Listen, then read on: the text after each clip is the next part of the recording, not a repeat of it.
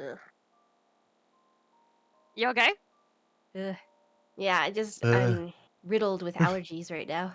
Ah. How are you gonna sound like a Stereon if you're riddled with allergies? I know. I'm just gonna be that with congestion. Well, hopefully you'll still sound sexy anyway. It'll add some I don't realism think to I it. even achieved that in the first place, but thank you. Well, I think you did, and that's all that matters. Um, I think that's all that matters anyway. I don't know how it works. Hysteria featuring congestion. Yeah, I feel like people don't usually have congestion at night. Or like allergies at night. for She's some reason. special. what? I feel like symptoms always get worse at night. Yeah, she's Hello, very evil. special. I usually have it in the morning and then it goes away after a while. Or I'll take medicine or something. Oh, damn. Is that sexy, Demi? Yes, evil. Yes, it is. Yeah. Yep, that's me, sexy Demi with 50 tissues. That's so Aw. hot. Yep. I mean, you know, to someone it unfortunately probably is. I don't know if that maybe. This I one's don't for know. you, person. That one person. The one person. This is for you. Alright, let's see it. Can everyone see it on the Discord? Oh. Because you're gonna have to be able to read it, you know. I'm gonna read it off the stream. Please don't.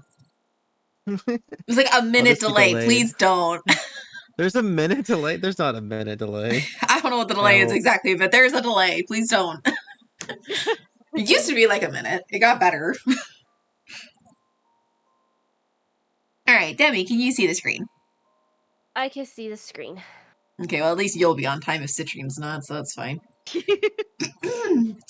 My eyes slowly open as the evening sun's rays seep into my room, waking me up. My heart starts beating loudly. What do you guys get before I started? Uh-huh. I shall see you possibly in chat. I see in chat. Oh my god. She didn't want to help us. I see. She doesn't like us enough to help us, which is always so sad. Okay. Yeah. My heart starts beating loudly in my before you get started. chest when I notice Marcello's handsome face sleeping across from me. I'm ignoring you, and I'm going to continue ignoring you. Between us, sleeping Tito holds both of our hands tightly. Whoops. You must have all dozed off. But Marcello, he looks so tired. All the stress must be catching up to him. I stare worryingly at Marcello's face as Tito nuzzles slightly into him. I stifle a small giggle. Good job, Citrine. As I watch Tito's hair tickle Marcello's nose, which twitches in reaction. They kind of look like father and son napping together like this. So cute. Suddenly, Marcello's eyes softly flutter open. Yeah, that definitely needed a suddenly. My breath hitches in my chest as he looks directly at me. A smile dances onto his face as his gaze flickers down to Tito and then back to me. Oh, look at the happy family. Oh my god. How you doing there, Marcello? What happened? What happened last time? It's been a while. I don't know what's going on. Tito got poisoned. Oh yeah. And you guys... I have no recollection of that. He got poisoned, and then he got poisoned? When? we were like play fighting or something, and he was like it was like really awkward. And then Tito got poisoned, and then we talked to the penguin, and the penguin gave us the antidote for the poison. Was I here for this? Yep. Genuinely, was I here? I don't remember any of that. Yeah, I was slightly worried about that. I thought maybe I should have like a PowerPoint presentation, but Citrine's like, nah, it'll be fine, I'm sure. And it's like... You don't know me and my horrible memory. You can give us a last time summary. You remember? Last time Tito was poisoned and y'all helped him. There you go. That's it? Well, I mean, I can also go to the fact that we had a poll because you didn't know what to do after Marcello was like, "Oh, you guys want to do something?" Cusco's poison. Okay. I'm just gonna pretend that I remember everything, and Good. yeah, that's right. I I'll I'll do do send that you the remember too. all VODs that later. happening. Actually, just watch them on Wow. YouTube I'm later. busy. Totally. Ow. Okay, so Marcello. Guess he finally managed to tire us both out, huh? I'm gonna do my normal voice because I can't. He's kept us. He's kept on us on our toes all this time. That's for sure. I really do owe you a lot for looking after him so much. Really, thank you, princess. I told you that I didn't need the thanks, but you're welcome, Marcello.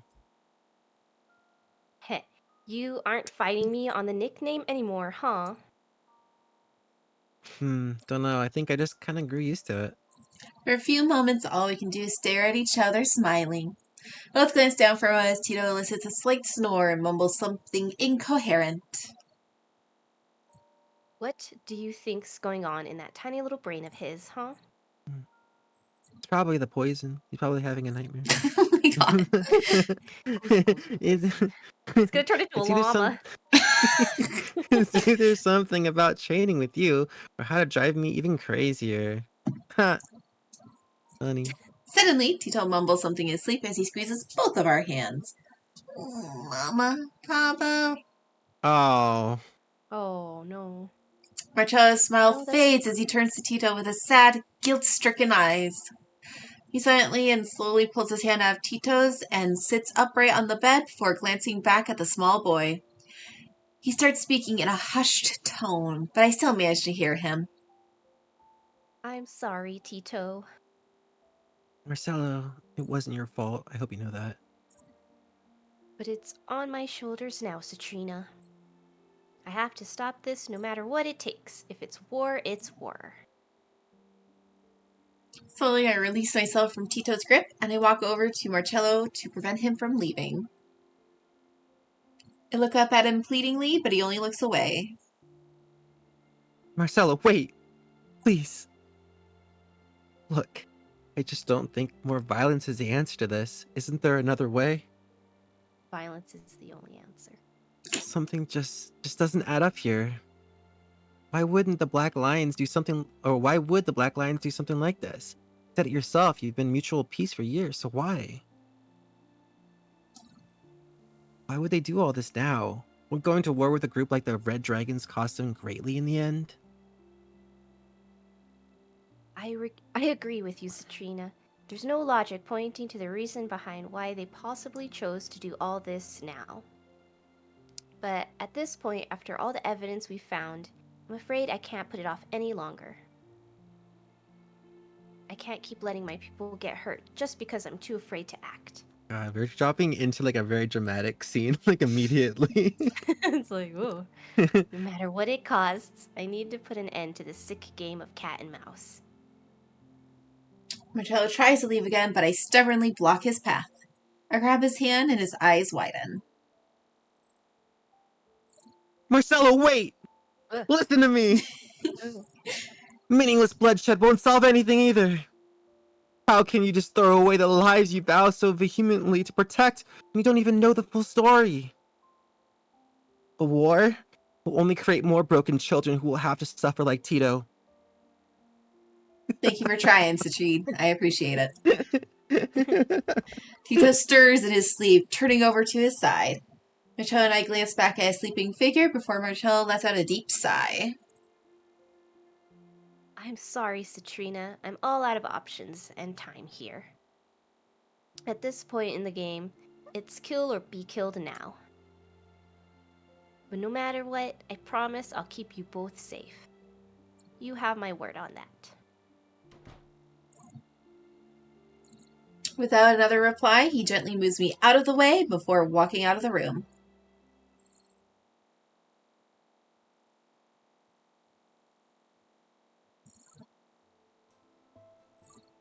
Later that night, I sigh deeply as I lay down in my bed. I stare blankly at my ceiling as Philia waddles over to me.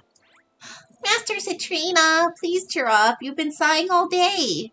Tito is fine, right? So cheer up. Here, have some of these.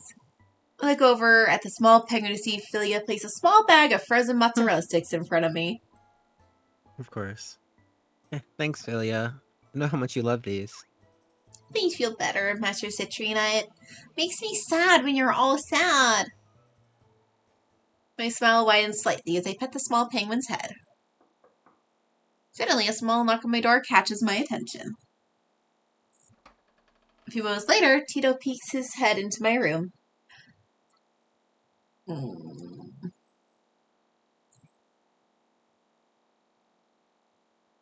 Tito, hey, is everything okay? It's pretty late. Yeah, I just...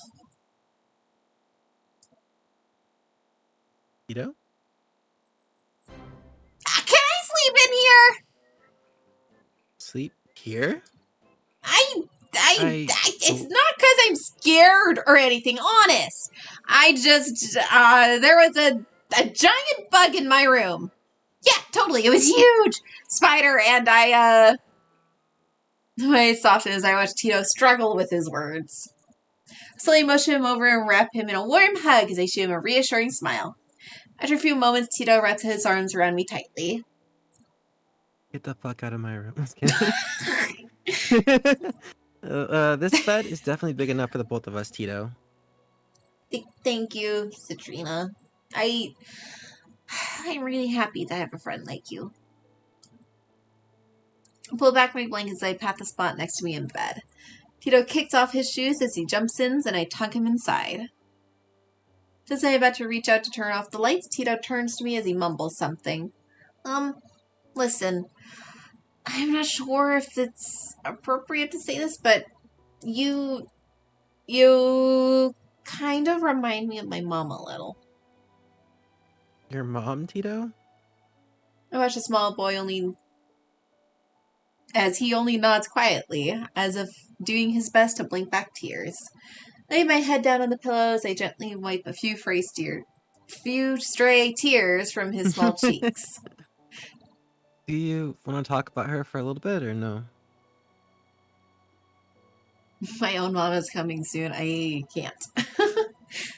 There's not a lot I could tell you about her, honestly. I'm her only son. I'm sure Boss would be able to tell you more about her than me. My mom and Papa were both members of Dragoon. That's the name of the elite class of the Red Dragons. Ever since I was little, I remember they were always being whisked away on a bunch of important missions all over. But the few times they were home, they were both always with me. I remember those times really well. They're my most precious memories, you know? But something Mama always said to me was that no matter what, she and Papa would always protect me. And that the work they did with the Red Dragons would protect a lot of people everywhere. In that way, you kind of remind me of her a little bit. You're always doing your best to protect other people too, right? Even though you started off weak and small like me? A small smile bubbles onto my lips as I pull Tito into another hug. The young boy hugs me back as we lay in bed together and I gently rub his back. Don't worry, Tito. Everything's gonna be just fine, okay? And we're friends now, so I'll always be here to protect you. Not just me, but Marcello and all the other dragons too. Even though our blood isn't the same, I'm sure we're all still connected to each other just like a family. He. What's wrong? Did I say something weird? It's just. The boss says that a lot to me too. But how blood isn't the only thing that makes up a family. You guys really are alike. I think maybe you'd be a good match after all. And I think it's way past your bedtime, so let's call it a day, okay? Okay. Good night, Citrina. Thanks again. Anytime, Tito. Sweet dreams.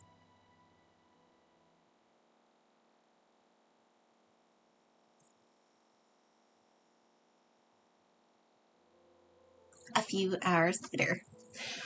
I let out another sigh for the umpteenth time in the last hour as I stare up at my ceiling. Eventually, I toss around before fixing my eyes on the dim light pouring into the room from outside. There's just no use. I'm not getting a wink of sleep tonight. I roll over to my side and chuckle as I watch Tito cuddle up to Philia sleeping soundly next to him. Oh, watch it punk care of me, jeez. After several moments, I stand up and walk towards my window. My thoughts linger to Marcello as I stare at the night sky.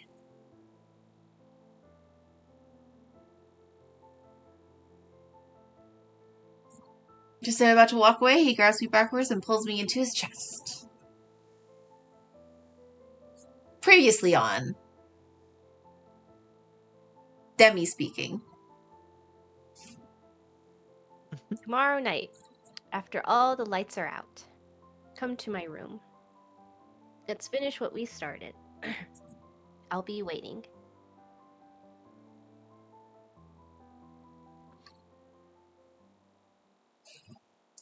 Can't help but flush red as I remember Marcello's invitation from last night.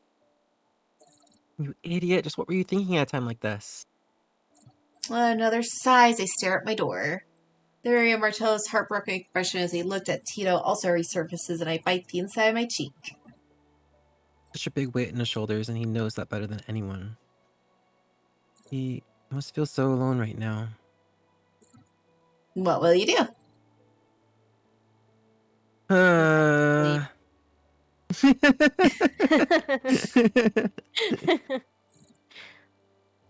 We can go back to sleep. I'm Yeah, down. we should probably go back to sleep. I don't want to, like... He probably needs his rest. Exactly. I should just forget all He this needs and go his back to rest. bed. It's late, and who knows what tomorrow will bring. Mm-hmm. As I turn around to make my way back over to the bed, I stop. But I want to help him. There's an illusion of choice, isn't there? Oh, man! I want to see him. My own realization, I can feel Oh, my heart begin to no. beat faster and faster. When did this happen? When did I start thinking like this? No, who am I kidding? It doesn't matter. I can't lie to myself anymore. I want to see him. I need to see him. Glance over at Ophelia and Tito, fast asleep on my bed one last time before I quickly and quietly sneak out of the room. Oh, God. God. What did we tell you? Taking in a deep breath, I steady myself as I come to stand in front of a large door. Hesitant, I knock softly. After a few moments, there's nothing but silence. God, what was I thinking? Of course he's asleep. I'm going back. That's what... But just That's as what I'm we about to told sneak you. away, a low voice stops me in my tracks and causes a shiver to run down my spine. Oh, man. Oh. Low voice.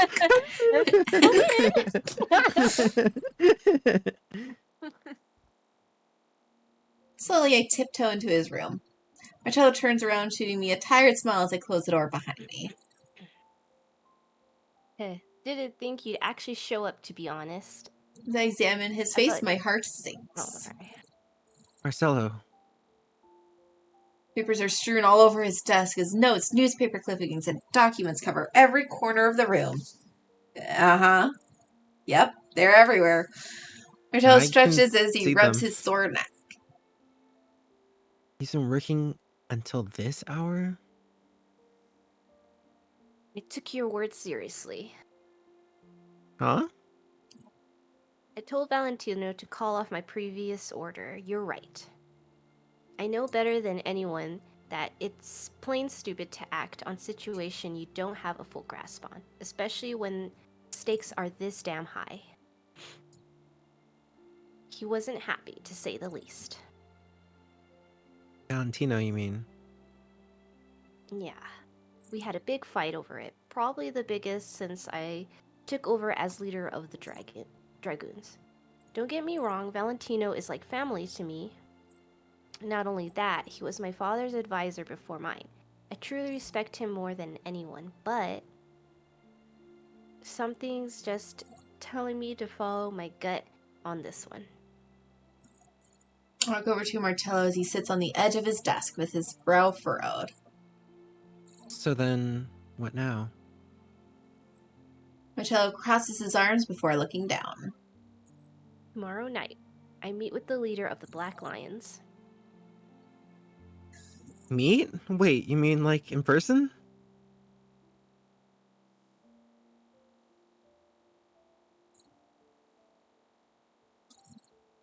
But Marcello, what if it's a trap? Hell, it probably is, but at this point, I don't really have much of a choice. Both sides are already agreed. Our backs are against the wall here, and everything just really going to shit lately. Best I can hope for is that he's still the man I once knew him to be, and that we can find a way to work this out amicably. I know you're right, but Marcello shoots me a wry smile as he looks up in my direction with a playful smile. Qua? What? Don't tell me you're worried about me, Pinks. I thought I was a mean old brute. of course I'm worried about you, giant idiot. What if something were to happen to you, huh? What about Tito? What about the dragons? What about me? Marcello's eyes white and burns like a fur. He shakes his head and walks over to me. He ruffles my hair as he grins his signature casual smile, but it lacks his usual charisma. Don't worry, Princess. I said I'd protect you, didn't I? I keep my promises. Even if it's... I'm sorry.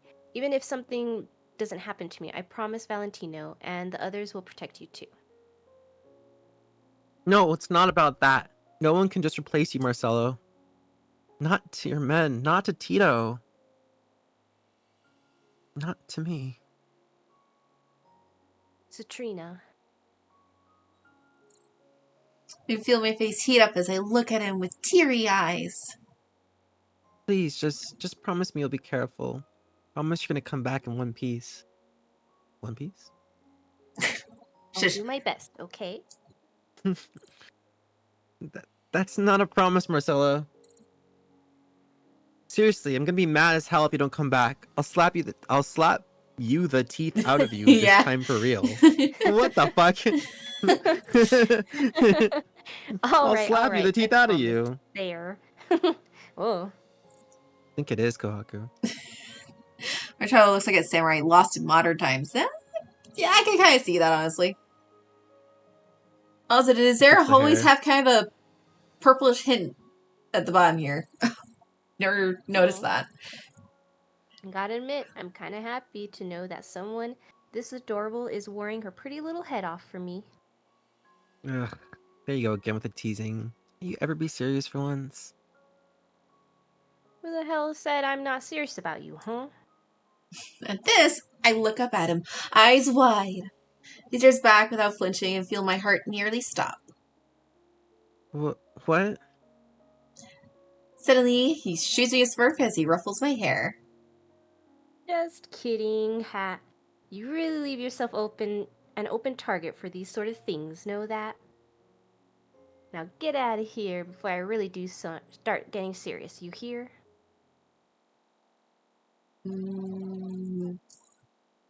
Looking into Marcello's face, I can tell he's holding something back.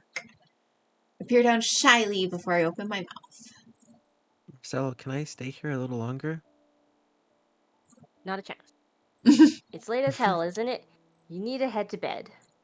No. With Tito's in my bed. The only way you're staying here is if your clothes start coming off. How about it, princess? Oh god. Marcello Okay. seems to grin as if anticipating my usual retort to his advances. But That's a I bit just longer look way to down as I happen. clear my throat. Fine. Oh no. That you're I'll be right leaving? back. You guys discuss. Discuss. Discuss what? About what? He's gonna say, fine, I'll go back to my room. Fine. That's how it's Yeah, that's gonna probably be. what's gonna happen. Yeah. Fine. He'll be like, really? And then she'll be like, I'm gonna go back to my room. What do you think, Baka? Exactly. Yeah. Bonk on you. Bonk on you. Bonk on you. Marcello. What do you think of the painting on Marcello's above his fireplace? Classic piece. Probably around, Mhm. the like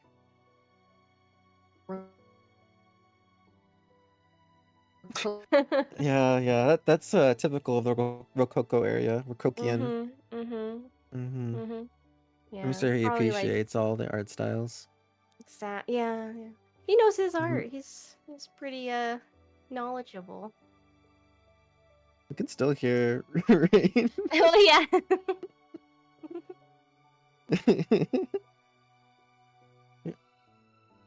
Are you feeling any better now that you've been talking more, or do you still feel congestion? Not as good. No. No. No. No. No. Damn it. I'm surprised I haven't started sneezing a bunch. I swear right before getting on, I sneezed What are you allergic like to? 5 times. I have no idea. I stepped outside. I did things. Well, there's your And then mistake. a few days ago, I just was like getting all sneezy. A few days I've been ago. Yeah, I've been taking Are you sick, maybe? Zyrtec, so no, I don't think so. I don't have fever. I don't feel bad other than just sneezing, blowing my nose. Classic Okay. allergy signs. Yeah, well, hopefully it's not like you actually are sick or something. That would suck. I don't feel bad though, which is pretty, I guess, good. That's good. It's I been haven't been super sick. rainy here. Ooh. Yeah, That's nice. apparently it's like a record-breaking rain that I keep getting like warnings on my phone. Oh yeah, because y'all never get rain. You get fire, but you never get rain. Yeah, the opposite. It's the opposite. Keep getting like It's really nice. scary messages that are like, what does it Flash say? flood. From the weather thing. It said, some sort of where is that? Let's see. Atmospheric river in California. What is that? It sounds scary though. It sounds like some sort of like anime thing. Atmospheric river. Okay, genuinely, what is That's that? the weather There's like warning. there's like a Jujutsu Kaisen battle going on It near you or sounds like it or something. something. Like every night on the full moon, the atmospheric river comes out, and then like the mana is like really high or something. I don't know. But that's what's happening apparently, and a lot of places are flooding and everything. Oh, joy. That sounds wonderful, honestly. Well, hopefully, you wherever you are, it won't flood because that sucks. Yeah, I Water don't think it damage will is where the I'm at. worst. If Yeah. anything, we'll just fall off of the hill in a giant mudslide, probably. Yay? Just break off the continent Yeah, it'll just fall in the and ocean, float away. probably. Mm-hmm. Well, nice to know you're that close to the ocean that if you wanted to, you could just leave. I mean, it's not close enough to where it would, but maybe if it was like, maybe where I used to live, I would just fall into like a little, like, creek, pretty much, probably. It's okay. It's not on my side of the house You know how to anyway, so swim like at a house least, right? crack shouldn't have. I don't know how to swim. Look at that. Another fellow who doesn't know how to swim. I'm not the only one. Yeah, Mama? Does the air work? Yeah. Nope. They were supposed to come back today and they didn't. Yep. I feel exactly the same way, Mama. Yay, no air conditioning working still. Oh, no. Who needs air conditioning? It's Florida! raining here. It's Florida! I'm not in Florida. There's no winter in Florida. It's been chilly at night, but like during the day it is getting like a little more humid, which is irritating. Especially with like the weird amount of rain we've been getting. Could be worse, could be better. Gross. You should move. I want to. By the time this lease is up, I really want to move somewhere so much less expensive so I can actually, save! I want to save money and I can't because it keeps raising rent around here. Move to like Montana or something like that, where nobody lives. Yeah, with like one place with like, yeah. I think that's the least populated state per like a square mile or something. Okay, well, if there's actually houses up there Probably that I won't have could internet, actually move though. to, yeah, I would. You might have to build it with like logs. Oh my goodness. I only do that in Valheim. I've never done that in real life. See, you've already been practicing then. You've been practicing virtually. Yeah. Alright, shush, shush, shush. You can like catch the animals like in Power World too. Trina. Marcello! Your little chickens. Get you eggs. Wow. You just throw stuff at them. Oh.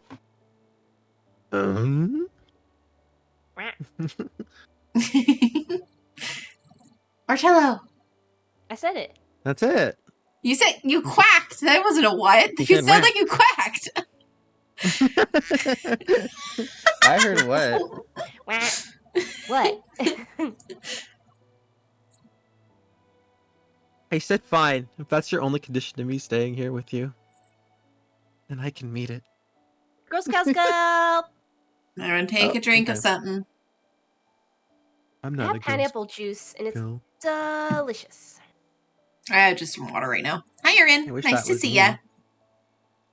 Rin, A hi! few moments Hi, pass Ren. in silence.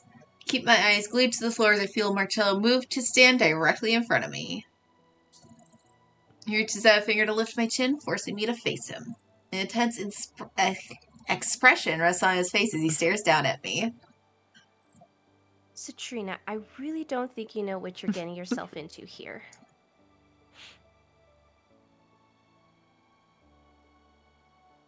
What if I want to find out? Marcello's expression falters for barely a second before he walks over to the door, locking it. Oh my god. Oh. My breathing What the hitches as he fuck? roughly grabs my waist and closes the space between us in a second.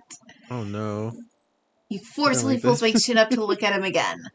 A hungry, depraved expression dances on his face as he looks down at me, as if I were a meal and he were starving. Eat me, Marcello. He probably will. Citrina, Oh, no. I'm not joking around with you. This is a perfectly timed ad. Hurry up, let's get through the whole scene for the end. Right, so that's everyone can see true. again. You positive that you want to stay here? You know damn well what it means if you do. Marcello's gaze is burning as I slowly bring my hands to his. I'm more than sure, Marcello. I don't want to leave. I want to be here with you. Oh, thank God. Fate. Oh, right. Would you like to keep reading or skip to the next morning? Skip to the morning. Next morning. Skip. Oh no. We can't Phew, do that on flight to black. Twitch. Thank goodness. You guys can look up that scene if Nobody you're really want to hear curious. that. Yeah. If you really want to hear that, you gotta. My eyes flutter open You as gotta the subscribe. first rays of dawn slowly seep into the dark room. Subscribe to the Patreon that we don't have. Mhm. As I look over at the gorgeous man sleeping next to me, my chest fills with warmth. Marcello. I lean over and kiss his cheek quietly before sneaking out of bed. Suddenly, a hand grabs me and pulls me back. I giggle as I feel Marcello spoon me in his arms. Don't go. Stay here. Look how we just don't care that we cursed him to have love us. Spicy moment at the end. I have to go get back before Tito wakes up. Poor Tito. Can I stay in your room? I'm just too scared to be alone. Alright, Be bye. alone. I'm gonna go fucking with Marcello now. Yeah. He came to my room last night because he was scared and I don't want him to wake up alone. Probably too late. Marcello groans, but he lets me go. My clothes back on before I lean over and kiss him on the lips. Marcello looks at me sleepily as he grabs my hand. Get some rest, okay? It's still early. You have a big day ahead. But just know that I really do believe in you, Marcello. You're a wonderful person and an even greater leader. And no matter what happens, I promise you can always count on my support, okay?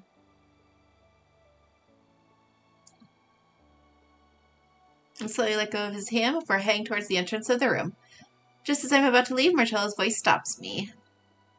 Katrina, wait. I turn around at the door as I stare at Marcello's sleepy yet serious expression. Yes? Blushies. Aw. Te amo. The fuck does that mean?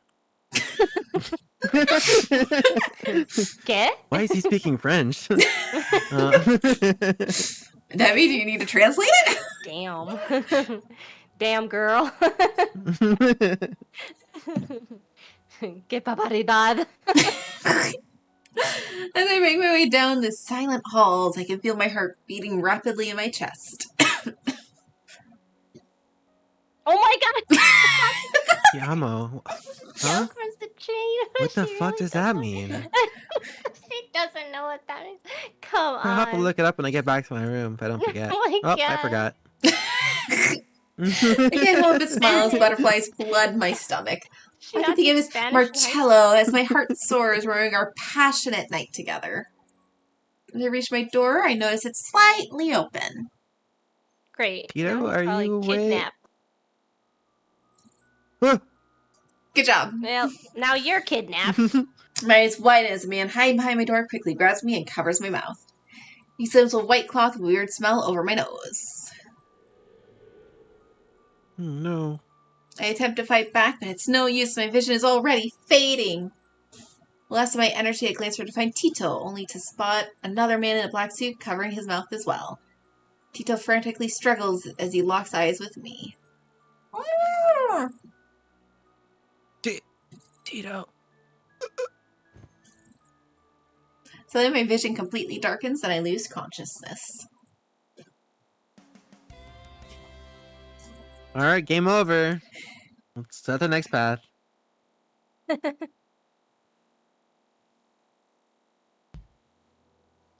Okay, perfect. Kohaku, get in here. Oh no. Kohaku time. Kohaku. Do you Kohaku have has to Kohaku's suddenly name, appear. like I set up? have no idea. I hope I do. Oh, it's in the Oh, wrong no. spot. Oh no, that means Kohaku's probably in the wrong spot. Okay, well, we have to shift around some things. That's okay. Kohaku. Kohaku even listening right now? Or is she cleaning? Oh please, who cleans while we're live? I had to clean my fish earlier. You had to clean your what? My fish? You have fish? No. I'm confused. You should be. He was like trying to come up with excuses for not coming on to do the game with us. Oh, like. You gotta And watch that was the Cool, best he okay, could y'all, do. No, I don't have any Wow, pets. nice. You don't have pets? Unbelievable. I'm just No, kidding. I don't wish have I pets did. either. Oh, It's too Let's hard see. to care pets when you're traveling a lot. that's true. You're always gone. Mm-hmm. You can get like a travel pet, maybe. Maybe Oh, like no, a small lizard that you can just like hide like in your pocket. They're like, what's this lizard-like shape in your backpack? Like, I don't What's know. up? So with my lizard pencil. Lizard pencil. Don't worry about it. Just let me on through. Yeah. Or better yet, Blindness. you get like one of those like handbags where it's like made of like lizard skin, or it looks like it is, and then you just put your lizard in there, and they won't be able to tell it's not part of the bag. That seems kind of messed up in a way. That doesn't have to be real. Here's your brethren. The skin of your brethren. Now get in there. It's a lizard in a lizard. It's a lizard. That sounds wonderful. Ohako. Cuckoo. Lights and colors and sounds all morph together as my You should consciousness probably slowly message her. returns to me. Yeah, let's at her. Should I call her? Yeah. Eventually, I open my Like, eyes stop to find cleaning myself in an and stop- unfamiliar room. And start shirking your chores. Let's see. Hold on. I'll call. Bring. Banana phone? Hello? I don't actually have a banana on me, so I don't think that joke works. I like a nutty buddy. Oh, I was just joking. I was joking too.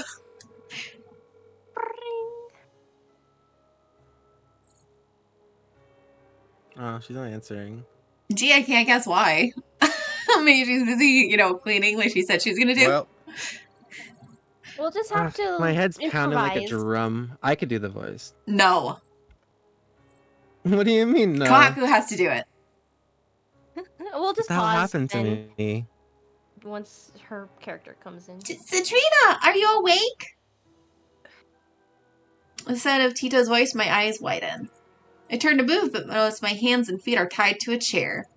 Tito is tied to another one next to me, and he looks at me with terror written all over his expression. Tito, are you okay? Are you hurt? I'm okay. Look around the foreign room as I struggle with the tight ropes that bind me in place. Where are we?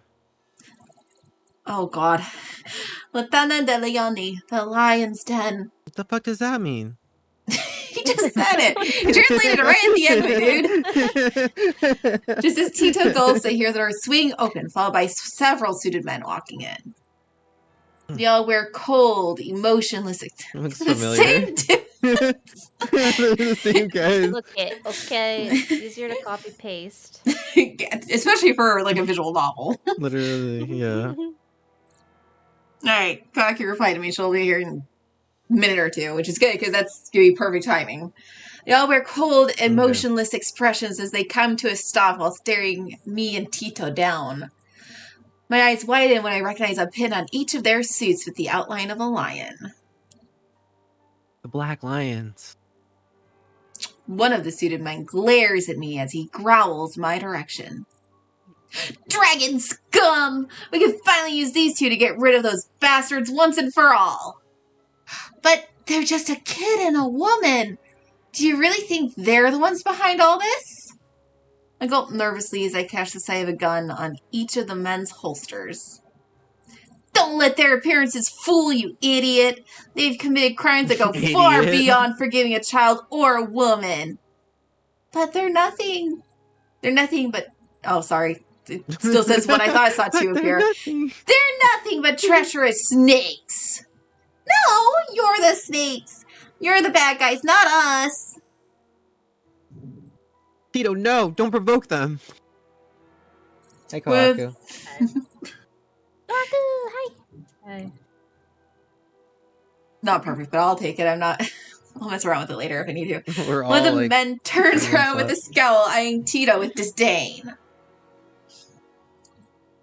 I can only watch helplessly as Tito begins to shake in the face of the approaching man. What was that, you little bastard? Why, I oughta.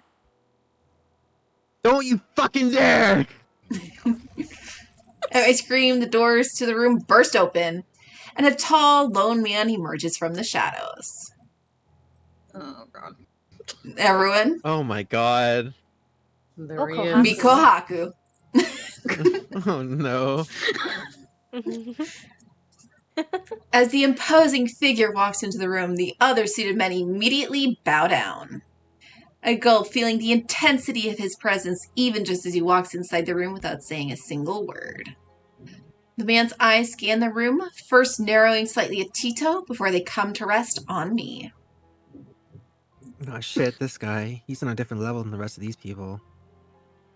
Could he be... One of the goons steps forward and opens their mouth to say something, but the man merely raises his hand and the goon immediately shuts up and bows. As he turns towards us, I'm reminded of a lion stalking its prey. I watch nervously as the man slowly approaches Tito and kneels down to look him in the eyes. What's your name, kid? Tito? The man looks at Tito for a few moments before turning to face me. I feel my breathing hitch as his sharp red eyes pierce into me. And yours? My name is Trina. Min's eyes linger on me for a moment longer before he stands up and walks a few paces away. My name is Sergio, the head of the Black Lions. Now then. I feel my blood go cold as I watch him take out a gun and aim it straight at me. He narrows his eyes as Tito whimpers. Any last words?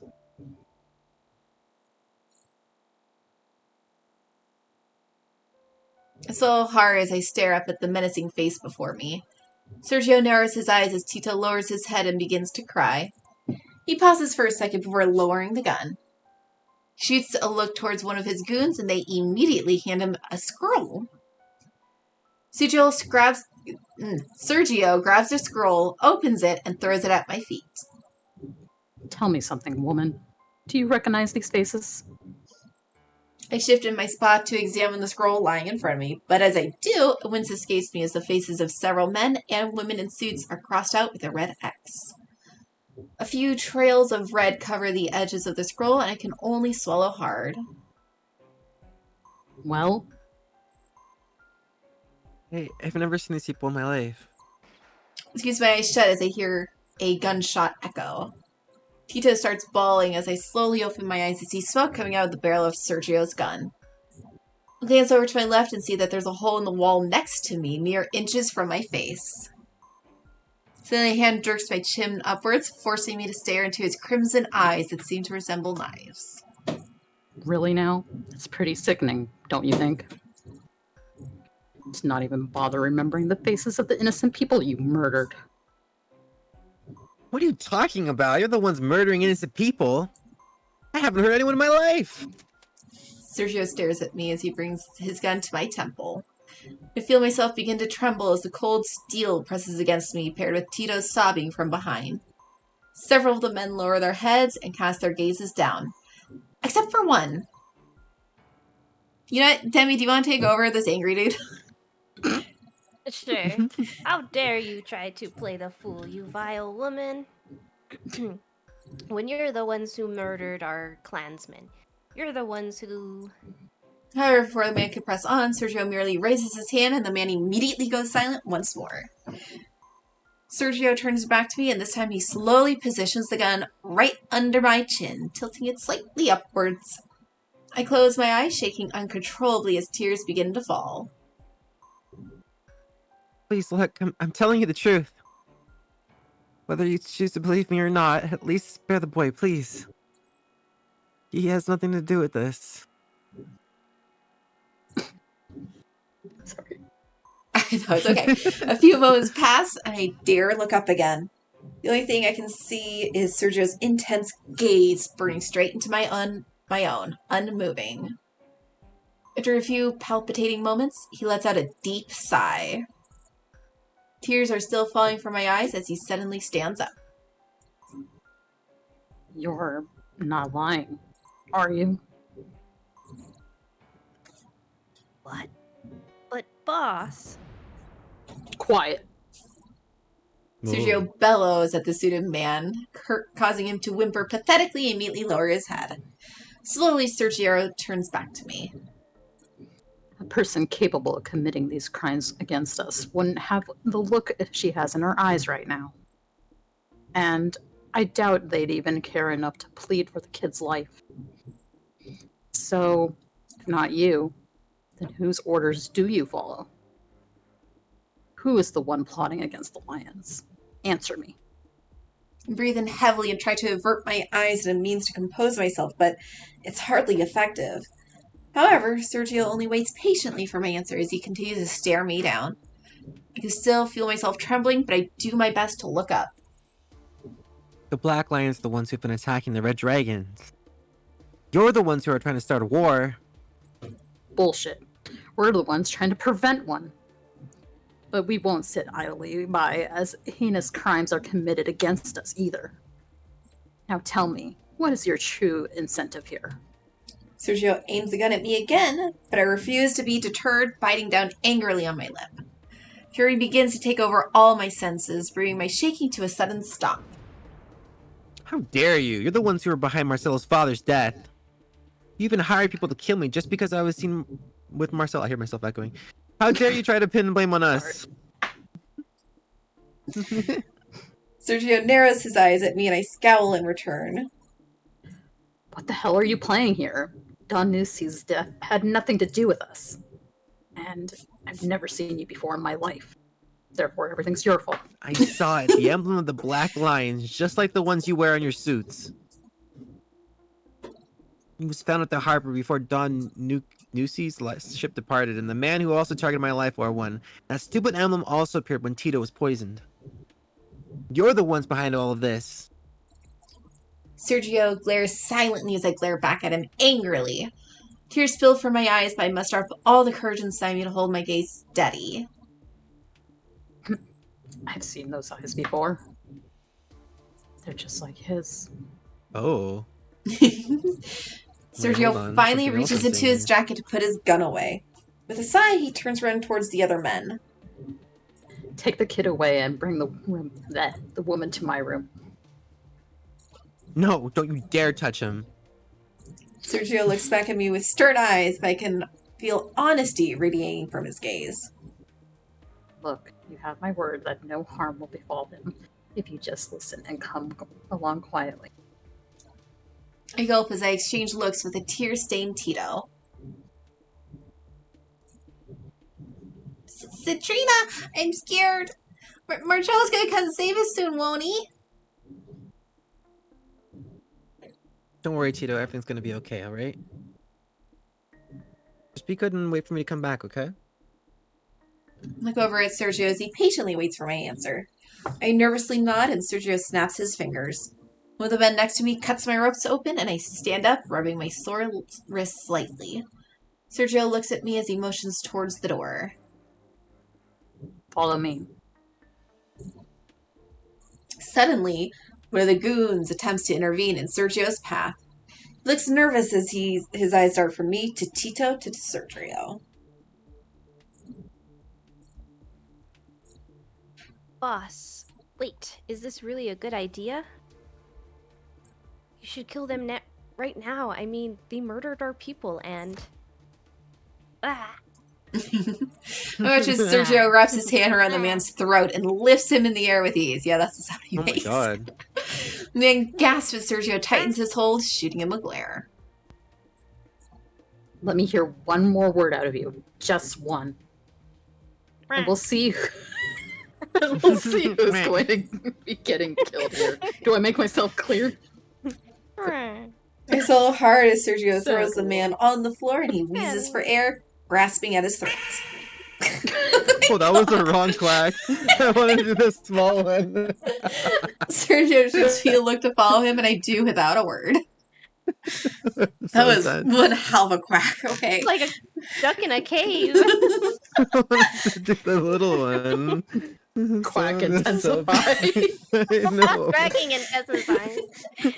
I gulp nervously as we enter a large private office. Two suited men close the door behind us as they stand guard. I watch as Sergio places his gun on his desk and motions over to a table with food. Centrina, was it? Take a seat. You must be hungry. So am I. 'Cause I'm eating dinner. Me too. Alright, Citrina, what do you do? I You just take want a to seat? glare at him. Alright, so we're going to glare at him? Yep. Staring contest. You got it. I didn't grant him a response as I just glare daggers into the man in front of me. Sergio stares at me for a few moments before he ignores me and starts eating. Some time passes in silence as he simply enjoys his meal. So, You're Marcello's new woman, right? Marcello. knows anymore. what? Damn, I don't even know how to answer that. Sergio's eyes me bemusedly as he watches my frazzled state. He chews his food as he looks me up and down. I'm surprised, to be honest. You're not exactly his usual type. What? What does that have to do with anything? You heard me. Well, I'm just saying. The man's well known for going after voluptuous women with very eccentric personalities. Compared to his typical harem, you're more like a little puppy or something. Goddamn. Puppy? Did you seriously just call me a puppy? Sergio's eyes stay on me as he continues eating his food. After a few moments, he smiles to himself. I suppose puppies do have their charms, though. Did you call me here just to insult me as a woman? Heh. No, I didn't. My apologies. Sergio lets Compared out to your puppy. Don't worry about it. Just a bitch, that's all. Sergio lets out a light chuckle, and for some reason I relax a little at the sound. Eventually, he motioned towards a chair in front of his desk. I sit in it as he takes a seat across from me. Okay, this is weird as hell, but at least he doesn't seem like he's gonna send me to a torturous death just yet. Now then, care to fill me on what's going on in the Red Dragons? Like I said before, the dragons are innocent. Marcello has done nothing but attempt to keep the peace between both groups. The Black Lions are the ones who have been trying to start a war with us. And as the leader of the Black Lions, I assure you that's not the case. Here's my proof. Sergio opens the drawer as he takes out a bag of pins. pin resembles the shape of a dragon, and most are covered in what seems to be blood. I eye the pins as I gulp nervously, recognizing them immediately from the ones I've seen Tito, Marcello, and everyone back at the manor wear. Your face tells me you recognize them. These are the emblems of the Red Dragons, right? And they were found on the rotting corpses of each of my murdered comrades. Now tell me, if you say that the dragons are truly behind this, then show me your proof. Proof? But what proof do I have? Wait. Flashback to some point in time. Flashback. Lombardi's hand shakes as he hands Marcello a small pin. The outline of a black line with silver detailing shimmers in the room's light. Marcello steps off Lombardi as he scrutinizes the pins closely. The mark of the Leone. The fuck does Is that it mean? related to ravioli? Sounds like it. It does. My eyes wide as I remember Marcello's Yeah. words. We have Leone at home. Horse. The pins. But I don't have any on me. As I think this, a small glowing light in my lap catches my eye. Look down wide-eyed to see one of the pins now resting on my lap as a small trail of sparkles disappears. Philia? I feel like I am attempting to reach into my pocket. I fumble around with the pin before placing it in front of Sergio. Sergio lifts an eyebrow as he looks down at the pin. Here's our proof. This pin was found in the harbor before Don Nusi's boat was attacked. It was also found on the men who tried to attack me. I believe you recognize the emblem as well, don't you? It's not the emblem of the Leone, mark representing the highest-ranking members of the Black Lions. Sergio grabs the pin and brings it to the light. After a few moments, a dark look appears in his eyes. He removes his own pin from his suit and places it next to the pin I gave him. Bingo, I knew it. They're identical. Ridiculous. What a sham. What? Sergio suddenly brings his fist down on both pins. The one on the left breaks into pieces under his force, but the one on the right remains intact. That emblem was a high quality reproduction. I'll give it that. But a fake nonetheless. A fake emblem? My jaw drops as I stare at the shattered iron pin in front of me. Sergio drops the bag of bloody dragon pins on his desk as his eyes shift between them and me. This just got interesting. Wait, then that means... That means there's a possibility that these are fake too, huh? If that's true, this is all one giant setup. Now the next question arises. Who set the stage? Philia. Yeah, the cute little pink penguin set it up. I would believe it. I feel a cold That'd be a shiver twist. run I would down love my that. spine as I remember Me too. Marcello's angered face from yesterday. Sergio, wait, before anything, you have to talk to Marcello. Whoever's behind this will surely try to frame the Black Lions to being responsible for me and Tito coming here under harm. Or they might even tell everyone that we're already dead, and if that happens, Marcello will not hold back. He'll attack you with everything he's got. It's almost as if someone's trying to provoke a war between the lions and dragons. Can't help but gulp as Sergio looks up at me with stone-cold expression. Quite a conclusion. However, one fake pin isn't enough to warrant your innocence nor absolve the Red Dragons. It's an indisputable fact that my people, my comrades, were killed in cold blood. And at the end of all this, someone will have to pay for that. For now, however. It seems the water has become too muddied.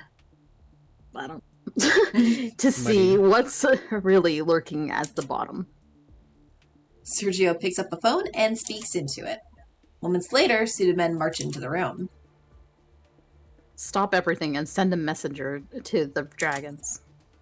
Inform them that we hold Citrina and Tito and they are safe.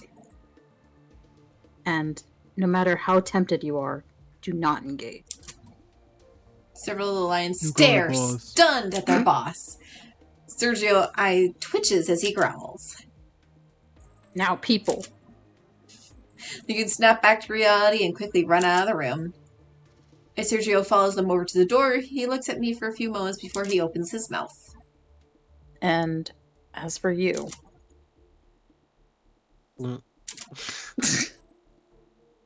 Yeah?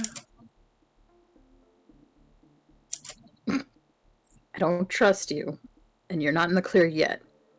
But if what you're saying turns out to be true, remind me that I owe you a formal and extensive apology. I sigh in relief as I watch Sergio quickly walk out. That Bet could have it's gone way worse. extensive in his route. Sergio, huh? Maybe he's not so bad after all. Maybe I can sleep with him. When they get his DLC out, yeah. Yeah. Later that evening. What? What do you mean you haven't been able to reach them? I know it sounds unbelievable, but it's the truth. Alright, you can do it if you want. I don't care. It's like the red dragons have simply vanished. Even all of our intel sources couldn't find a trace of them. We have no clue where Marcello could be, or if he's even still in this country. I love your bumbling voice. Right? I'm just like imagining, I love you. You love me. I call nervously at those words. I look over at Sergio only find he's staring straight at me. No, he's definitely still here. He's not one to leave people behind. You don't know him like I do. I wanted Sergio quickly dismisses the man. And I'm sure there's Romeo some and kind of fan Juliet, fiction out yaoi. there for it already. Would not surprise me. For a few moments he leans back and lets out a long sigh. And the shitstorm continues. This can't be good. What are you referring to? If my men can't track him down, it most likely means he's gone under. Australia? Down under. I think Evil will take offense to that. I stare at Sergio puzzlingly as he returns my gaze with dark eyes. To put it simply, it means he's probably getting ready to blow our heads right off. And I really don't mean that figuratively. He's getting Get ready what to I blow mean? me. Shush! No. Sorry. I watch as Sergio's expression morphs into one that's unreadable as he stands up. Well, if that's how it's going to be, I better start preparing too. Oh god. I can't just leave my phone. Help me. Oh, it has open targets. What? No. He's preparing. My god. My heartbeat quickens as I watch Sergio begin to leave. Without thinking, I pull on his arm. Sergio, wait! Don't do this, please. There has to be another way around this. Options are a luxury now, Citrina. One we can't. If Marcello won't listen through reason, then he'll have to listen through force. As Sergio quickly walks out of the room, I fall onto my seat. Frustrated tears begin forming in my eyes as I hear the door shut. No, no, no! God, I have to do something. What in the world can I do at this point? After a few moments, I hear the door open again. Sergio? I look up hopefully, but my heart drops when I see one of the familiar goons from earlier reappear.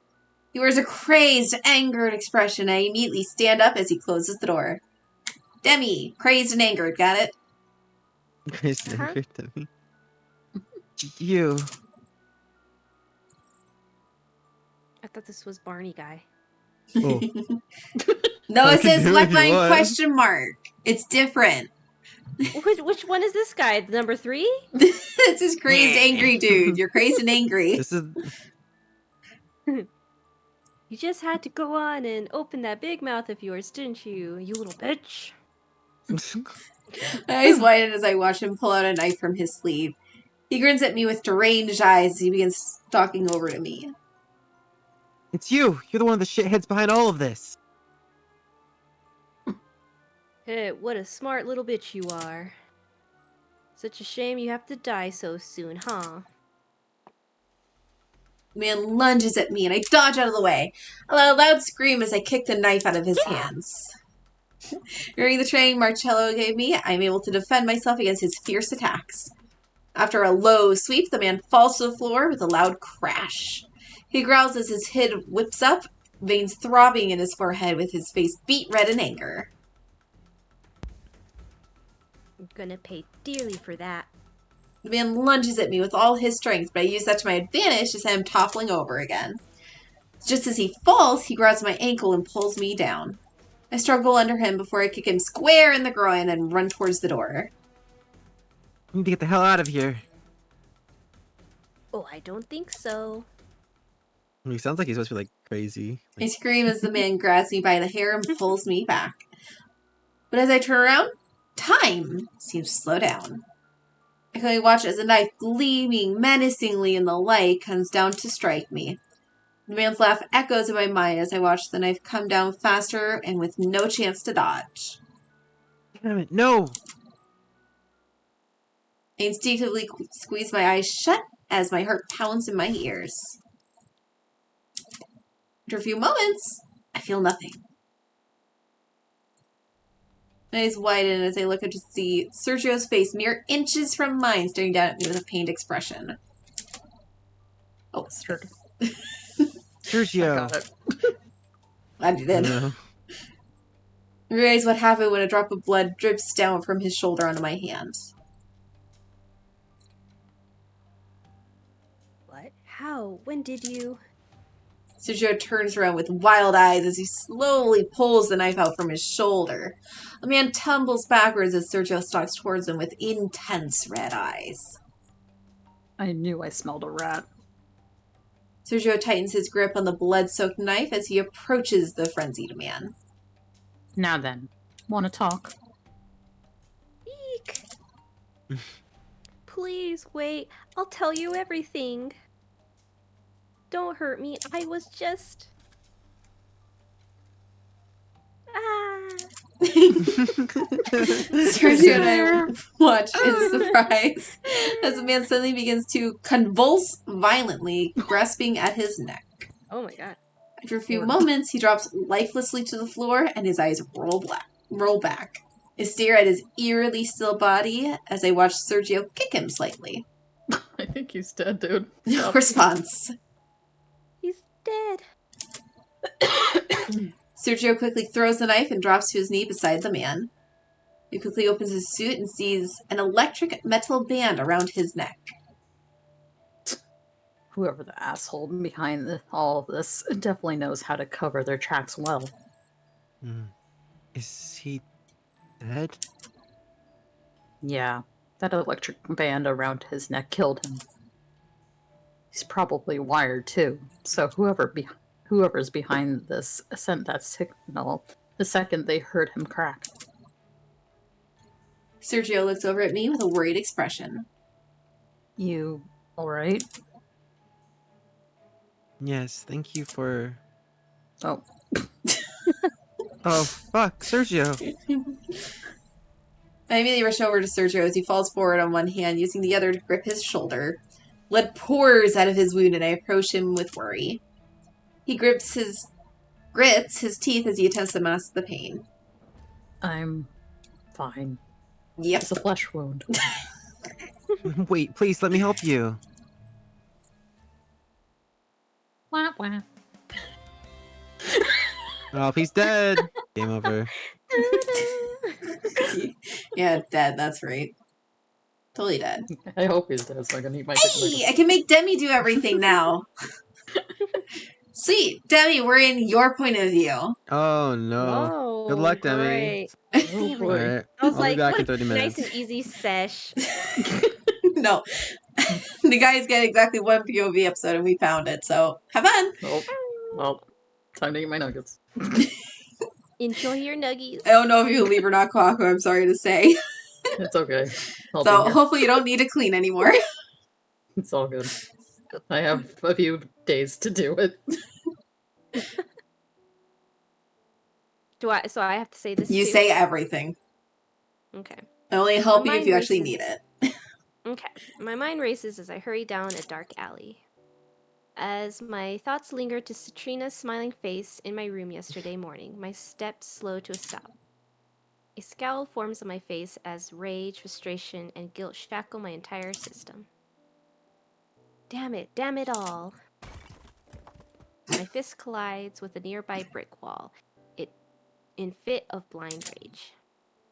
After a few moments, I step back and see a medium-sized hole has now formed in the wall. Blood seeps down from my knuckles from the blow, but it can't compare to the pain in my heart.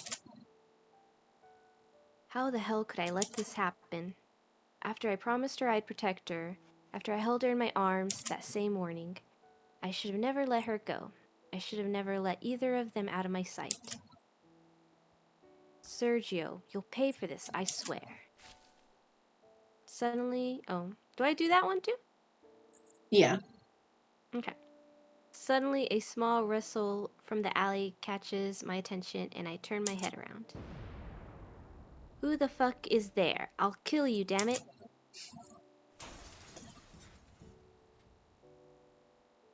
I walk closer to a shaking trash can and kick it aside. My eyes widen as I find small, dirt-stained boy shaking in fear as he looks up at me. Tears well in his eyes as he grabs the cover of the trash can and holds it over him as if to shield himself from me. My body immediately softens at the sight. Sorry about that, kid. Look, I'm not gonna hurt you. Don't touch him! Suddenly another small boy Suddenly- jumps out. Oh, sorry. I'm so used to doing it. I know, I'm used to you doing it too. Suddenly, another small boy jumps out Lots from of small behind the boys. corner and runs in front of the trembling boy. He holds out an arm protectively and looks up at me with rage-filled eyes, despite the fact that he's also shaking. Don't touch my little brother! I freeze in my spot. I watch him quickly help the other boy to his feet while watching me nervously. My eyes soften as I watch the pair scamper away together hand in hand. Little brother, huh?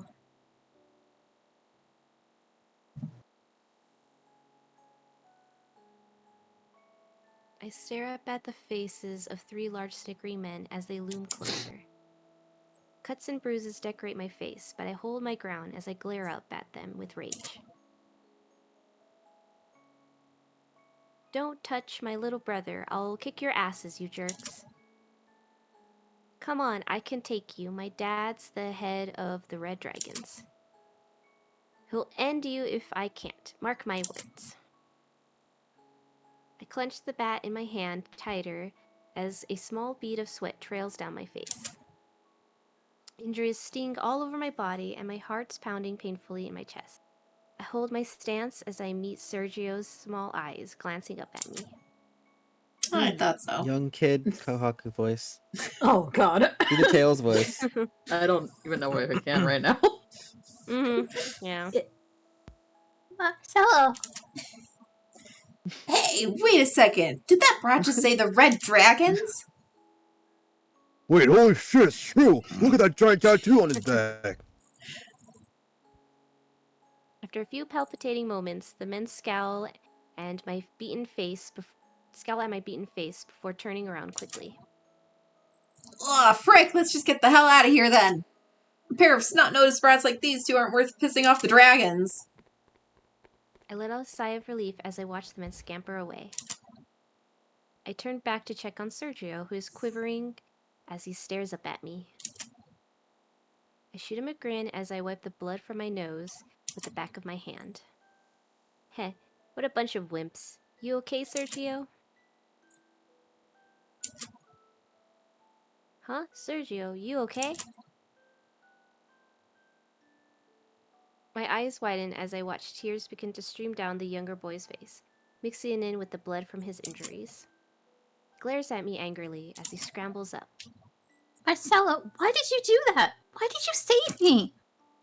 They could have killed you! You idiot! You're the son of the mighty red dragons! But I'm just a dumb orphan. So why did you risk your life for someone like me?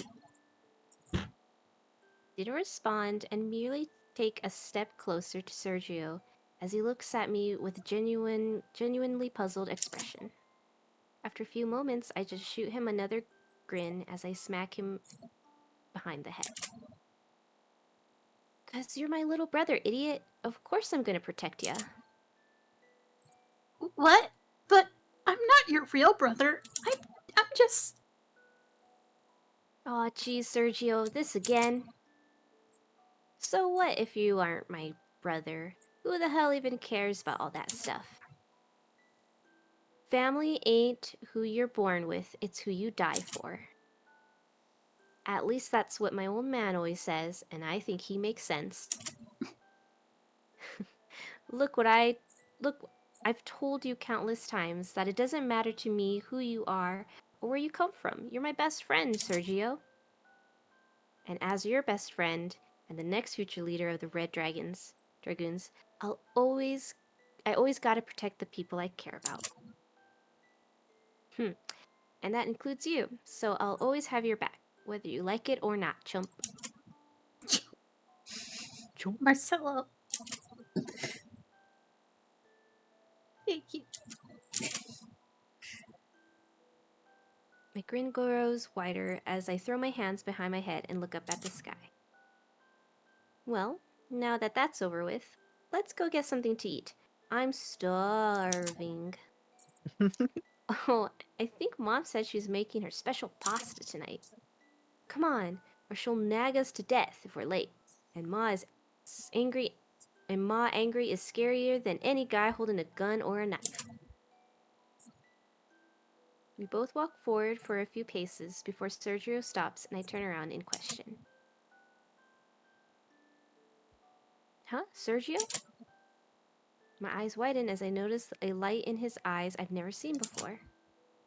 He smiles as he quickly wipes his tears and holds out his fist back out to me. Marcello, I'll become strong too. Just you wait. I'm gonna get strong, and then, one day, we'll protect everyone together. You and me both. We'll keep everyone safe. Right, big brother? Oh. Oh. Big brother! My eyes narrow sadly as I watch the blood continue to seep down my knuckle. A deep sigh escapes me as I close my eyes and continue on my way. Some brothers we turned out to be.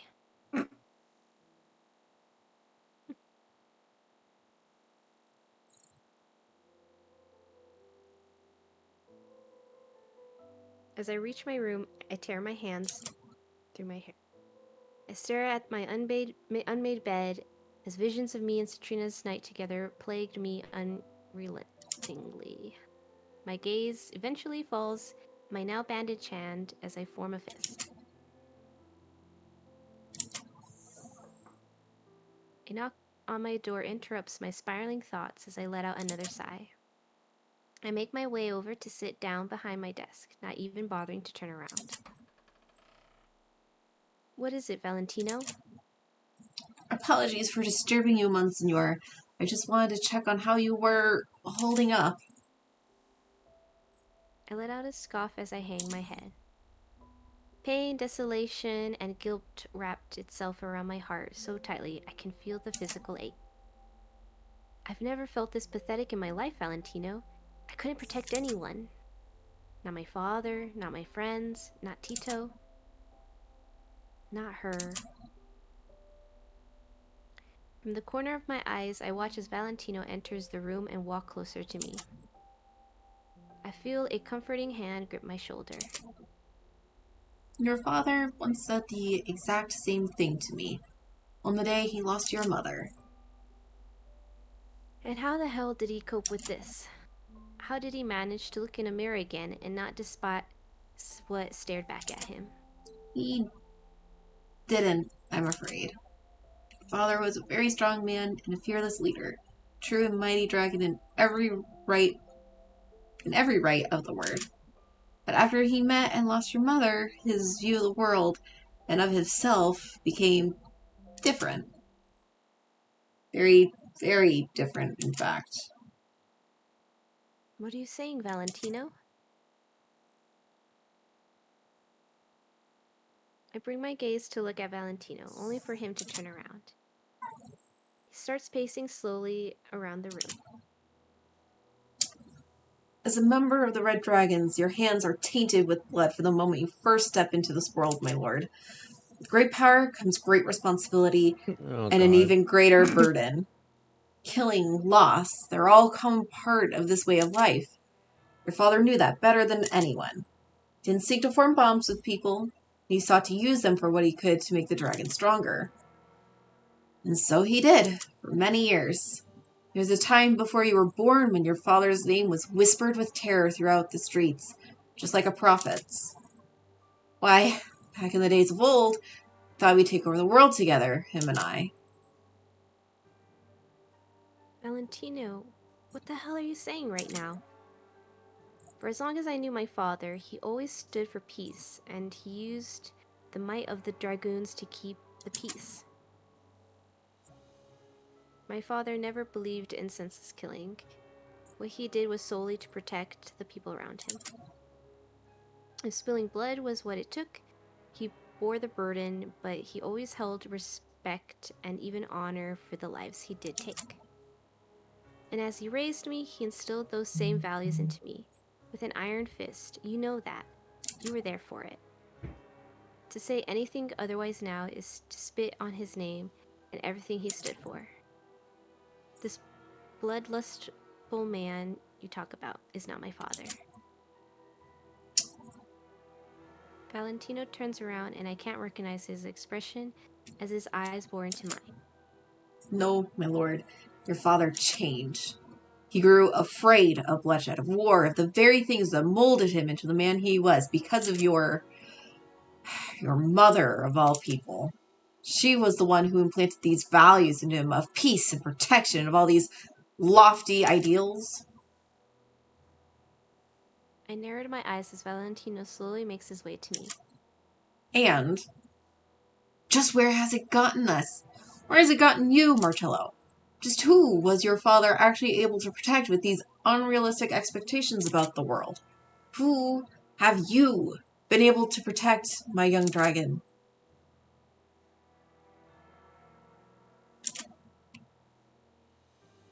I look down as I am unable to form any reply. I watch as Valentino places a hand on my shoulder. When I first met him, your father told me something that I've never forgotten in all these years. Power is what makes the world turn. With power, you have money. With money, you have respect. And finally, once you've grasped all three, you have the world in your hands. And if you have the world in your hands, does that not mean you can protect it as you deem fit? I can't bring myself to look away as Valentino's intense gaze remains, focusing on me as if trying to decipher what I'm thinking. You must not be afraid of blood spilling, for blood is what makes the dragon red. The oath of the dragon. Yes, the very same one inscribed onto your back since you were but a boy. Do you understand what I'm trying to tell you with all this? You understand why you need to put a final end to all this, starting with the Black Lions? As long as those pests continue to exist, people will continue to be in danger. And you won't be able to protect anyone. You know this. At least, not until you sit at the top of this world once again. Valentino finishes, squeezing my shoulder even tighter as I look down my bandaged hand, lost in thought. Suddenly, the door to my room swings open as one of my men rushes in, panting hard. Citrine. Oh, okay. Bah! You there! Where are your manners? How dare you intrude upon the Signor's personal quarters? Oh. Oh, sorry, my thing lagged for a second. My apologies, Valentino, sir. But we just received word from a messenger from the Black Lions Inn. Imbecile! All reports are to be given to me. The Signor is not to be bothered by. Valentino, wait. Let him speak.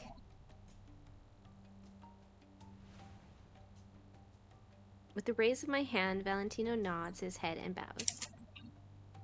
I look back at the messenger and he bows deeply in apology. Boss! Katrina and Tito are alive! I immediately raise up from my chair. My heart begins to pound as Valentino's eyes widen. What?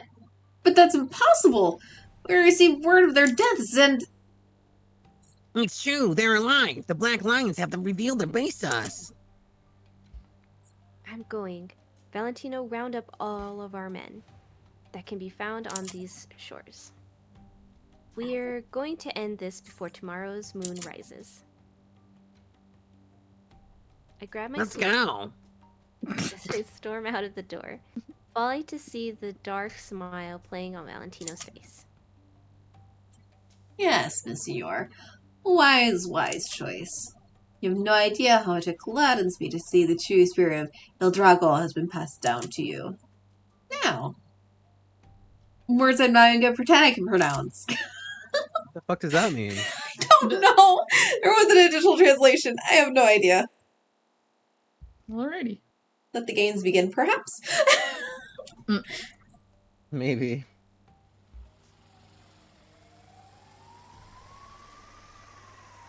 Yeah, we're still with ya. Helicopters. Okay. Cars, helicopters, and men with the emblem of the Red Dragons line up at my side as I step out of a vehicle with Valentino. We narrow our eyes at the lone manor in the woods when suddenly the ground begins to shake. My men begin to murmur, but I raise my hand to command their silence and attention. The hell was that? A small earthquake? Suddenly, the ground in front of us begins to open up. They're just clones. Wait, their base is of under clones. their base? Wait, what? It's fine. A mechanical platform lowers itself as men wearing the emblem of the Black Lion begin pouring out of the manor. I'm not going to mention that they all look the same. As I watch as cars, helicopters, and men equal amounts of our own amass in front of us. My eyes widen and the underground platform resurfaces, revealing Sergio, face Tito, is and literally Katrina under- standing side by side. Oh my god.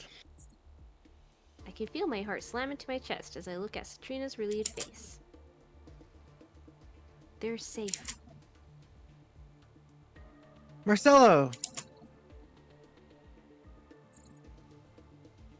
Sound of her voice and consciously take a step forward before Valentino grips my shoulder, shooting me a look.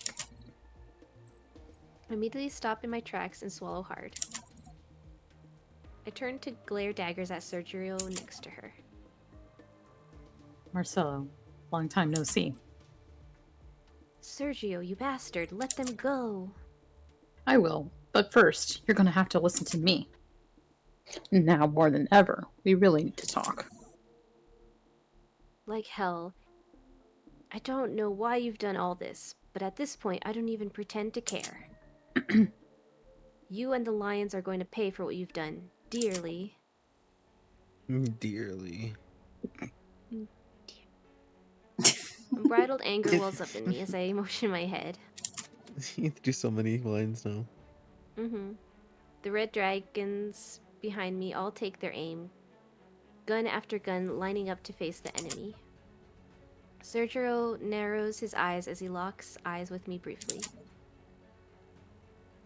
I had a feeling you weren't gonna do this the easy way. Well, I guess I don't have much of a choice if I want anyone to leave here alive today. My heart nearly stops as I watch Sergio whisper something to Citrina before grabbing her and pointing a gun to her head. How about now? Now will you listen? My blood boils as I take a step back, but I notice that Citrina looks oddly composed despite having a gun pressed to her. Amidst the killer tension in the air, she looks up at me with pleading eyes. Marcello, please, please listen to what Sergio has to say. Citrina, what the hell are you saying? Hearing the emotion in her voice, I lower my hand and the dragons lower their aim. Sergio looks around before resting his eyes on me. An angry glint shines in his eyes as he opens his mouth. Haven't you realized what's going on by now? That there's snakes slithering amongst the dragons? I've snuffed out a few already among the dragons, including one that almost took Citrina's life, and I'm sure... Among the lions. What? He You stepped said up a few already dragons among instead of the... lions. My bad. Wow. Well, there you go. Sergio's voice trails off as his eyes land on Valentino. That there's another one lurking much closer than we think. What the hell are you talking about, Sergio? You're the one who killed Danusi and destroyed Dragoon. Black Lions are the ones behind all of this, and for that your payment comes due in blood. You're wrong, Miss Marcello. We've been played like puppets. Both of us. All of us. Someone else is lurking behind the scenes, purposely trying to pit the dragons and the lions against each other. What bullshit? My eyes widen as I watch both Citrina and Tito nod at his words. Several of the red dragons begin to murmur. Marcello, please listen. What Sergio's saying is true.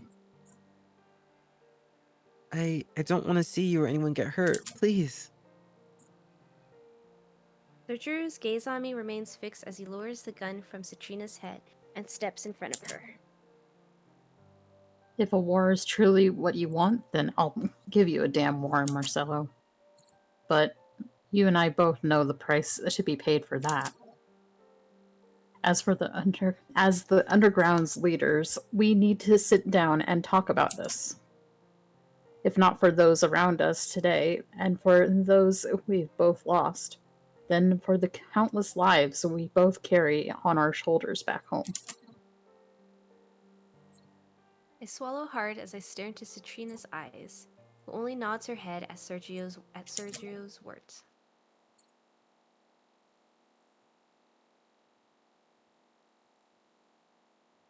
Mwahahaha. Valentino's laugh interrupts and grabs everyone's attention, and he takes a step forward. This is almost poetic, don't you think, my lord?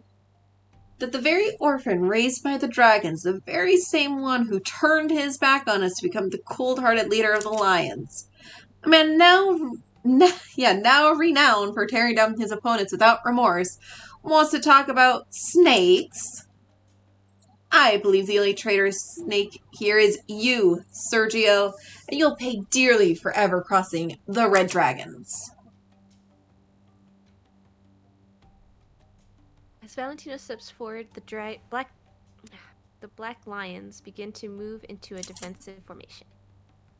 Sergio grabs Citrina, and she yelps in fright as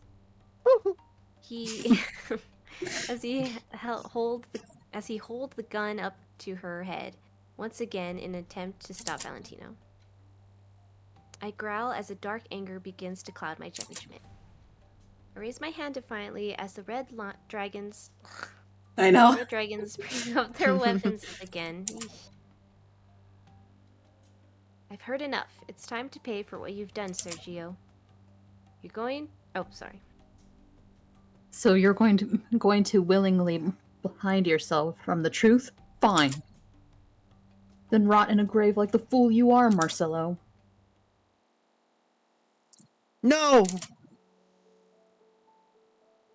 Suddenly, I watch as Citrina manages to break free of Sergio's grasp. She makes a mad dash towards me, and I close the distance to catch her in my arms. I can feel her shaking under me as she cups my face, making me look into her eyes. Marcello, please don't do this. Sergio, he believed in my words when Tito and I were taken. He saved us. And he even protected me when someone threatened to take my life. Please, listen to him. Marcello, there's someone else behind all of this, and we can prove it to you. Citrina. My eyes bore into hers before I bring up my gaze to look at Sergio. Sergio throws Citrina a fleeting glance, eyes soft, before he looks up at me. She's telling the truth. If my intentions were truly to end the Red Dragons, then there's no reason for me to have kept her or the kid alive. Nor would I be standing here in a line of fire in front of you. Listen to what I have to say, Marcello. Please. Terry's redeeming stuff in chat, so you gotta drink it. Water! Thank God! Okay. I was waiting for someone to redeem the water. Mm-hmm. If someone can stretch. Me too. You take a sip without them redeeming it, you know. No. Nope. You don't do it for free. You have to redeem it, people. Okay, Else well, I'll never Terry, get you gotta ticket redeem slips. it all the damn time, apparently, then.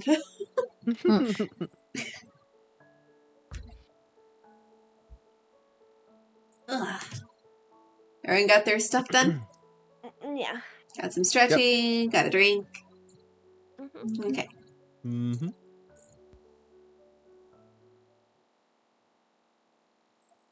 I stare at Citrina for a few moments.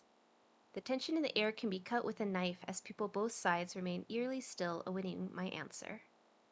Just as I'm about to open my mouth to signal down my men, Valentino emerges from the crowd and points his gun straight at Citrina. You treacherous vixen! So you'd bite at the hand that helped you all this time?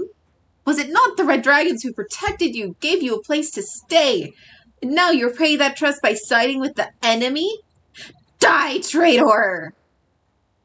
Bad guy all along. Oh, we dead.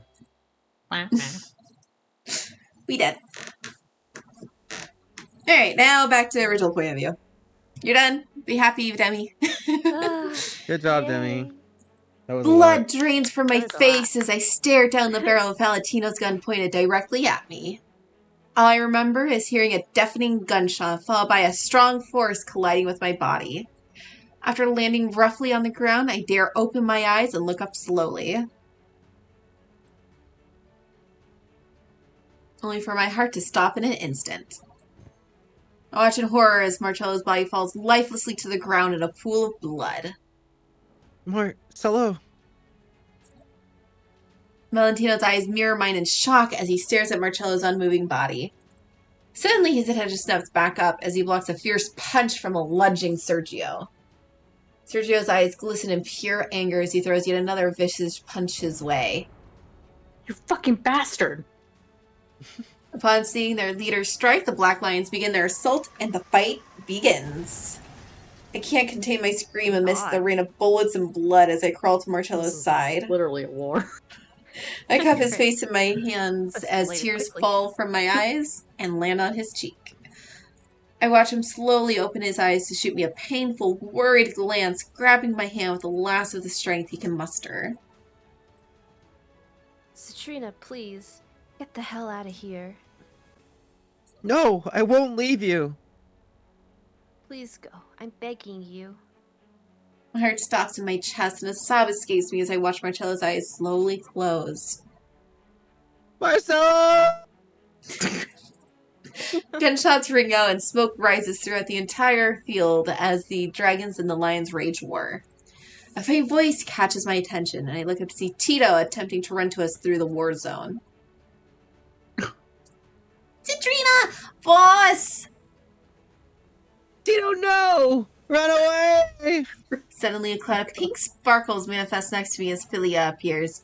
Oh, She no. breathes out heavily as she looks up at me. Master Citrina, I finally found you! What the heck's going on here? And what happened to Marcello? Is that blood? Leah, please hurry! Get Tito out of here! Leah turns around as a bloody man falls over, nearly toppling Tito. She turns to me worryingly as she glances between me and Marcello. Master Citrina, but what about you and... Leah, please go! Okay! Pink Penguin immediately zooms through the air, enveloping both her and Tito in a huge simmering light. A few moments later, they vanish. Satisfied with that the pair are out of danger, I hold Marcello closer as a loud explosion is heard. In the distance, I watch as one of the Red Dragon's cars flips over and catches on fire. Red Dragons! Ascoltami! Initiate retreat! Yes, Zoo, I hear you. Shush. We shall regroup and return to destroy these damned lions. Like hell, I'm letting you get away, you son of a bitch. Suddenly, Valentino signals into the air, and an array of explosions begin to hit the ground and cloud the field. I hold my breath as I cover Marcello from the debris.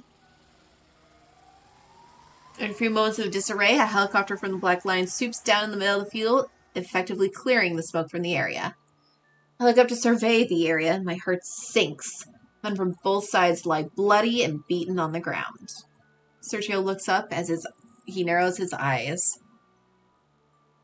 Slip fucking bastard. Suddenly, Marcello coughs, blood pouring out from his mouth. Marcello! Sergio turns around and runs towards us. He eyes Marcello with a pained expression before frantically motioning over to his men. Get help, damn it!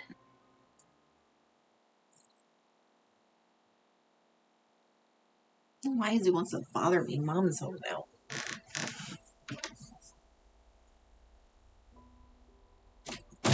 This took a turn. I did not This expect to go. really did. I thought there would actually be a war. It's like bombs going off. Like, what the I know. Really? The helicopter. A few nights later, I stir in my chair as my tired, swollen eyes slowly open. Marcello's hand rests on my lap as he sleeps, and all I can do is give it a small squeeze. Only the sound of the small heart monitor beside us echoes repeatedly through the cold room. Marcello. Suddenly, a doctor and nurse come into the room and eye the monitor. I stand up, my eyes red and swollen with tears. Doctor. No. Flatlining. Oh no. Doctor. Yeah, hi, Sue. How What's is he? He just died 2 minutes ago. He'll never walk again. up? Oh my god. Shush! His dick got blown straight off. Good. Sorry. If you guys want to finish this today, shush. Okay, fine. Oh. He's one tough guy, I'll tell you that.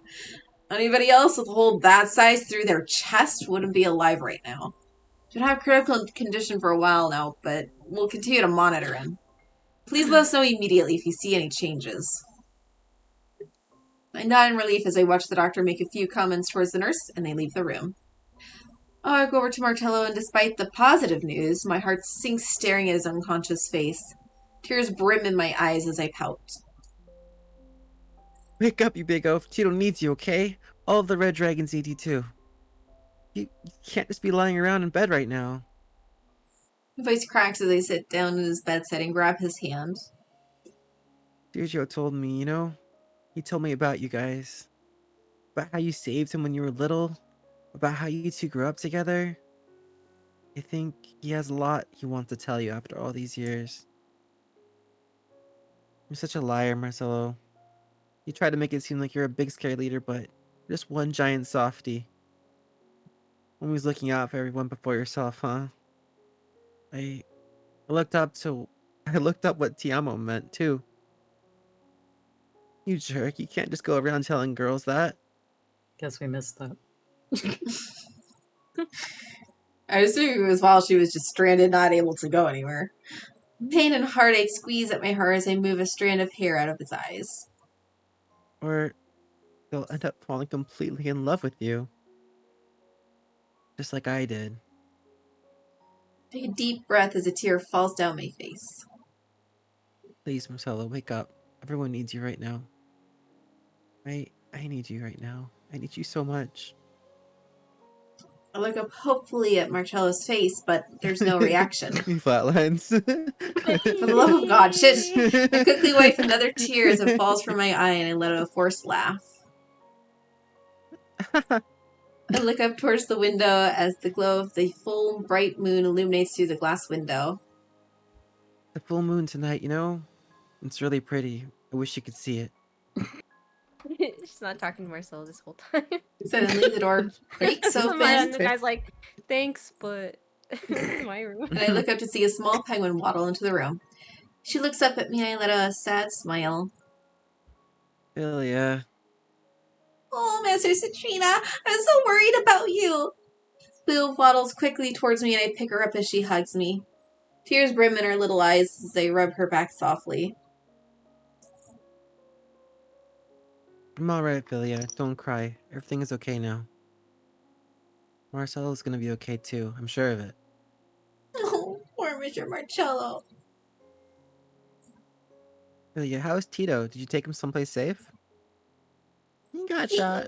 Yeah, I did. Don't, for the love of God. And don't worry about him. I had a lot of explaining to do, but I left him in the care of someone I trust very much. Master as I need, my friend will take good care of him in the meantime. He'll be okay, I promise.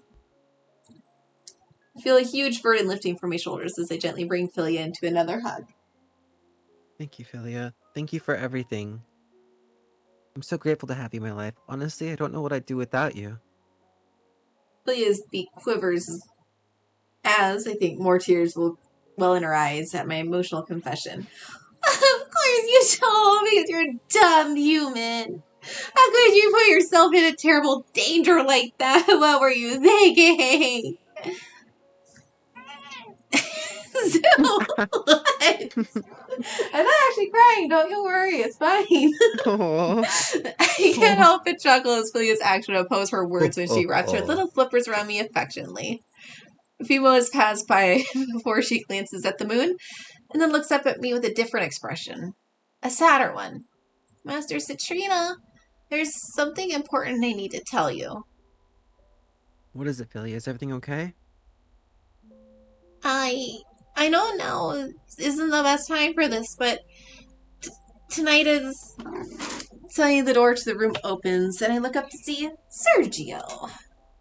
I quickly stand up as he eyes Marcello sadly. Heard from the doctor just now. Said he's probably going to be alright. How are you holding up, Citrina? I've been better. How's your shoulder?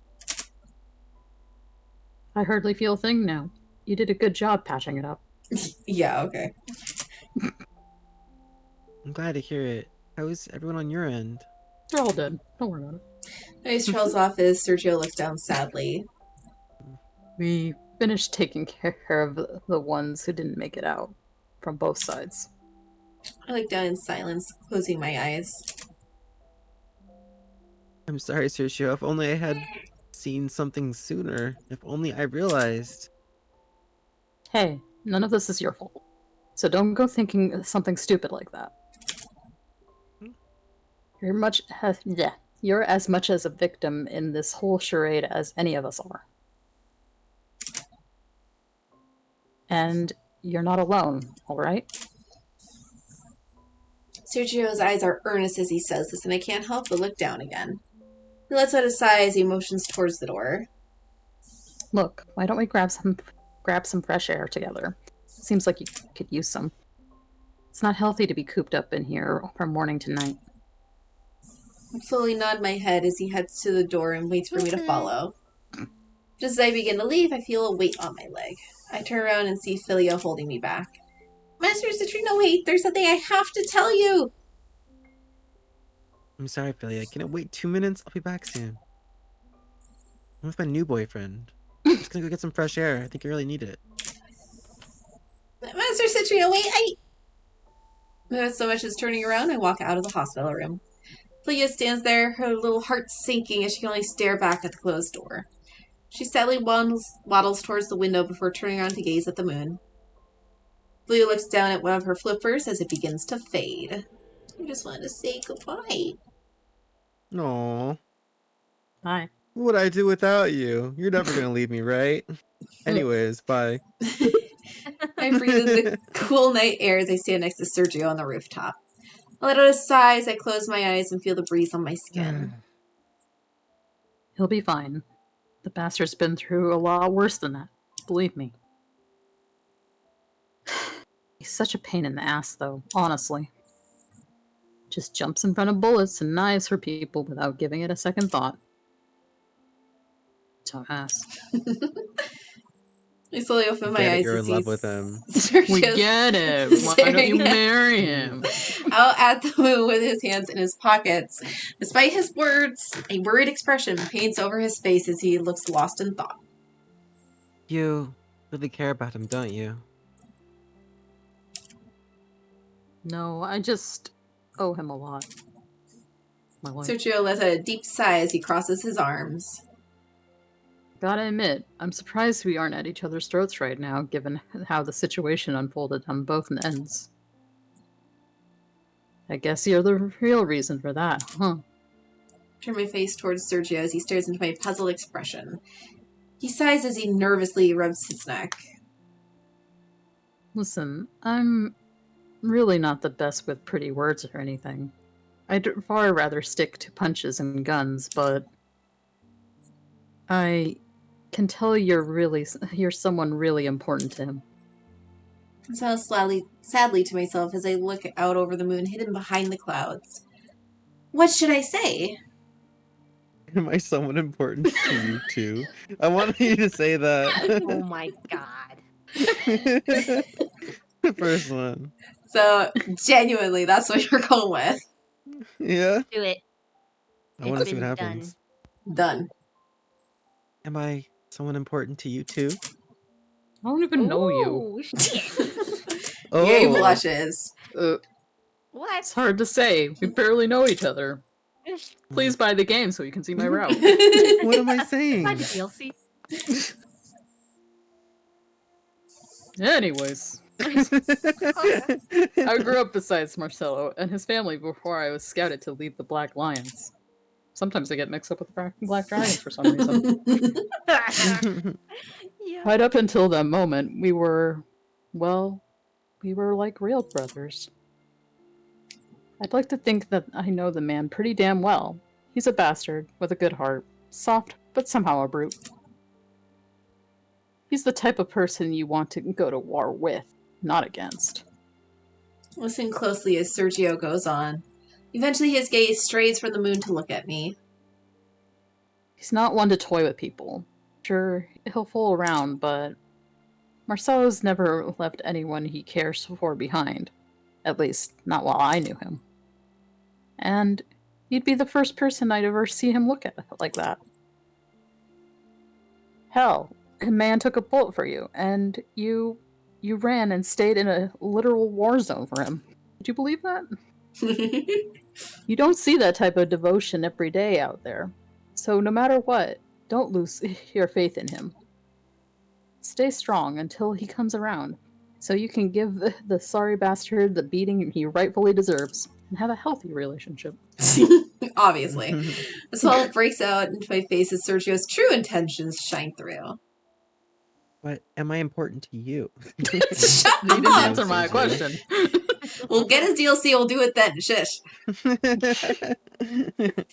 Thank you, Sergio. Before I can get out another word, Sergio pushes off the wall and begins to walk towards the door. He suddenly stops and turns around slightly with an unreadable expression. Remember this, Centrina. Different character. Tell your friends to buy the game. Family hate who you're born with. It's who you die for. Sergio slowly turns around, my breath hitches at the soft look in his eyes. A few silent moments pass by us, and just when it looks like he's about to say something, suddenly the door to the rooftop swings open, and we eye a frantic-looking man. Wuss, he's awake! Marcello's awake! Sergio and I run to the room as we watch the doctor and various nurses tend to Marcello, who is now sitting upright. He blinks at the doctor before he spots us at the door and raises an eyebrow. New outfit. Who are you people? Sergio, what the hell are you doing here, you bastard? Nice to see you too, asshole. Yep, definitely. Totally in love. Yeah, sure. Unable to hold back, I remember to Marcello, tears brimming as I throw my arms around him. Marcello, you're okay? I was so worried. A few moments pass, and I don't feel Marcello hug me back, or make any comment at all. Slowly, I pull back. My heart stops as Marcello stares at me in bewilderment. Who the hell are you? Oh no. Amnesia. The Oh, spell no. wore off. That's what Finally. Philly was trying to say, was that the spell was This wearing is a off phase tonight. of our lives moment here. Really? No. I know. Sorta! They kind of made it work. My blood runs You shot me in my cold heart, and now I don't love anyone. as I stare into Marcello's eyes, searching for any signs of a joke. But I find none. I gulp as I loosen my arms around him and he raises an eyebrow. Do I know you or something, lady? Hey, asshole. That's not funny. Who the hell are you? Bleh, that's funny. Oh, I know. who the hell's trying to be funny? I seriously don't know her. Is she your woman or something? My eyes wide as I take a step Is she back your from Marcello. woman? Sergio stares at Marcello in shock for a few moments before he turns to the doctor. For the love of God, don't say he has amnesia or some bullshit now. No, I'm afraid he seems to remember everything else that has transpired quite clearly. Everything except for that young lady. Selective amnesia. How convenient. What the hell?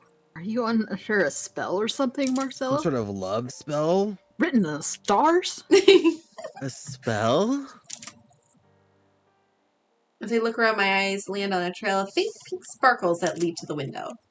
My eyes widen as I move closer to a bag of cheese covered in pink sparkles along with a written napkin. Dear Master Citrina, tonight is the night of the full moon, or as you might remember, the night the love spell will end. I know this is what you wanted from the start, but things have changed, right? I hope that no matter how hard things become, you never lose hope. I'm sorry that I wasn't able to say this in person, but thank you for being my precious friend. I'm so very grateful that I met you. This may be goodbye, but I'll never forget you. With love, Vilya. Oh. A tear falls from my eyes. I hold the napkin to my chest. I cover my mouth with a hand as my heart sinks. No, Philia, please don't leave me. I can't do this. I can't handle this alone right now. Suddenly, a commotion behind me causes me to turn around. A member of the Black Lions runs into the room as he stutters an urgent report to Sergio. Wuss! Bad Woof. news! Okay. Really bad news! You're voicing so much. Shush. Valentino of the Red Dragons has officially and publicly declared war against us. We're getting calls from back home, too. The madness has already started. Sergio goes pale as Marcello slowly stands up from the bed, yanking the IV out of his arm. Ugh. Marcello, what the hell do you think you're doing? You can't be standing up yet. And why the hell not? I can't just be lying around in a hospital room when our groups are at war, can I? I need to go help my men. What? You can't possibly in your right mind. Oh, I'm as right as I'm ever gonna be, Sergio. Valentino, he was right. He was right about you. He was right about everything. There can't be two heads leading the underground, Sergio. You and I both know that. We've always known that. So if it comes down to this project, comes down to protect the people I care about, well then so be it. I'll kill you with my own two hands if that's what it takes. Sergio growls as he grabs Marcello by the shirt collar, and Marcello scowls. Listen here, you son of a bitch. I'd really rethink who the fuck you're threatening right now. Or what? Motherfucker, You'll I kill will me absolutely absolutely right right at before your I die throat. fighting. That's for gonna what be you my next believe magic in. trick. I appreciate that, Evil. So much. It was decided the day you and I both swore our oaths to the dragons and lions, Sergio. But to think, those two punks who made the world for each other who take on the world for each other back then would turn out like this. It's almost poetic, wouldn't you agree? Little brother. Ooh. Marcello removes Sergio's hands off him as Sergio glares. He rips out the last IV from his other wrist, and just as he's about to stalk out of the room, I grab his arm. Please, Marcello, don't go. Don't do this. Who the fuck are you? Marcello stares in my face as if concentrating hard to figure out something. His pressure softens for only a moment before he pulls my hand away from him. Like I said, I'm sorry, but I don't know you. Without another word to either of us, Marcello marches out of the hospital room.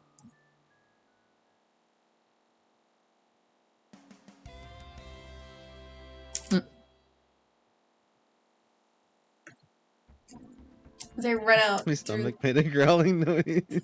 Oh. We're almost there.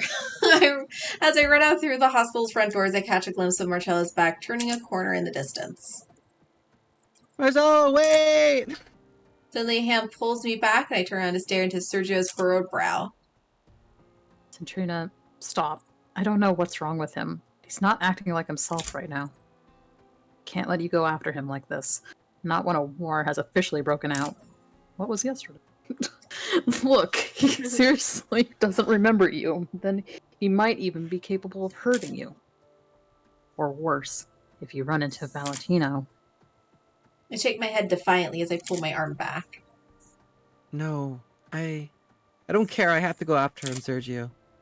Without another word, I twist my arm out of Sergio's grasp and turn on my heel, running in the direction Marcello left.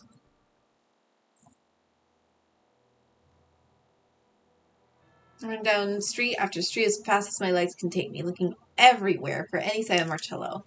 I run past police officers running by, sirens blaring as they usher innocent citizens off the streets. Several store display TVs broadcast scenes of vicious riots and fights breaking out in different parts of the world. You can be the reporter if you want. Me? Lena? Yes, you, Citrine. You keep trying to steal parts if you appears want to to be be it. Okay. What appears to be an all-out gang war between two massive underground groups has come to the surface. Casualties are being reported by the dozens as cities all over the world tremble in fear.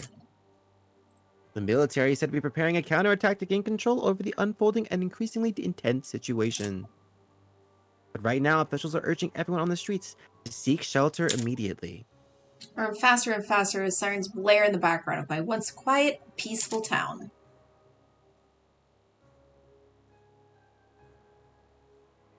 As I turn into an alley, I spot a familiar large back disappearing around the corner at the other end. Marcello! I run at my top speed down the alleyway, and as I turn left, I suddenly crash into another figure and fall to the floor from the forceful impact. Ow, what the hell? Feels like I ran into a wall. My eyes widen as I quickly whip my head up. Marcello. My spot cuts off, and my eyes widen as I stare into the smiling face of a familiar old woman. Oh, hey, this is Demi, too. Oh. Ooh. My, what's all the rush about? Hello again, dearie. My eyes widen as I stare up at the familiar face. She slowly extends a hand out to me as she smiles. Take the hand and lift myself up as I continue to stare at her in awe. It's you. Why, yes, it is. Were you expecting someone else? Now tell me, what's got you in such a frenzied state? That's how accidents happen, don't you know? Why, I even vividly recall someone once telling me to make sure to watch where I was going. Hehe. I'm sorry, Mrs. The name's Agatha, dearest. Nice to see you again. Agatha, right. Anyways, I'm sorry for bumping into you, but I'm gonna hurry looking for someone, so I gotta go. Oh, but you're hurt, my dear. Huh? I look down to see that I scraped my knee during the fall and blood is currently seeping out of the wound. Oh, I didn't even notice. Well, now that simply won't do. How about you settle down for a few minutes while I tend to your knee, dearie? Wait, but I can't. I have to... Opening my mouth to complain, but Agatha clears her throat while shooting me a look that shuts me right up. After a brief pause, she smiles at me. The little witch reaches into her bag and pulls out 2 miniature toy chairs that fit in her hand. She blows on them for a few seconds, and I watch in awe as they grow before me to become life-sized.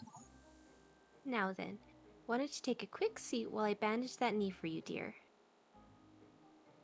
And you can tell me about why you're in such a hurry.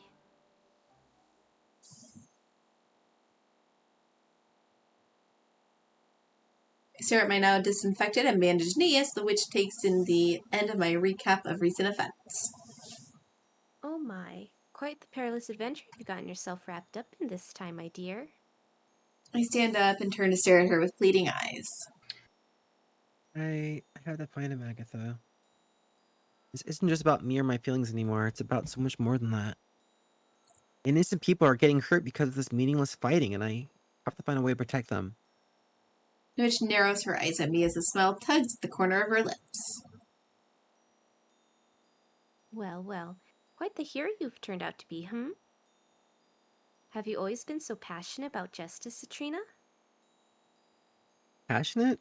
I mean, I don't know if that's the best way to put it at this point, but I know that I just can't sit around and do nothing anymore. Not while there's people out there getting hurt. I finish in a flurry, swallowing nervously as the witch's gaze becomes increasingly intense, as if she were gazing to the very depths of my soul. But just as fast as it happened, her expression morphs back to one of amusement as she claps her hands together. Oh, you certainly have changed since the first day we've crossed paths, my dear. But that spark for helping others still remains and burns brighter than ever, I see. It gladdens me to hear you say those things, Citrina. Why, you even sound like a dashing hero from one of those old fairy tales. Hee. You're right, I have changed a lot since the day we met. And though I've never felt this way before, I truly want to do what I can to protect people that I care about, Agatha. No matter what it takes. I'm not afraid, just as long as I can help someone. Anyone!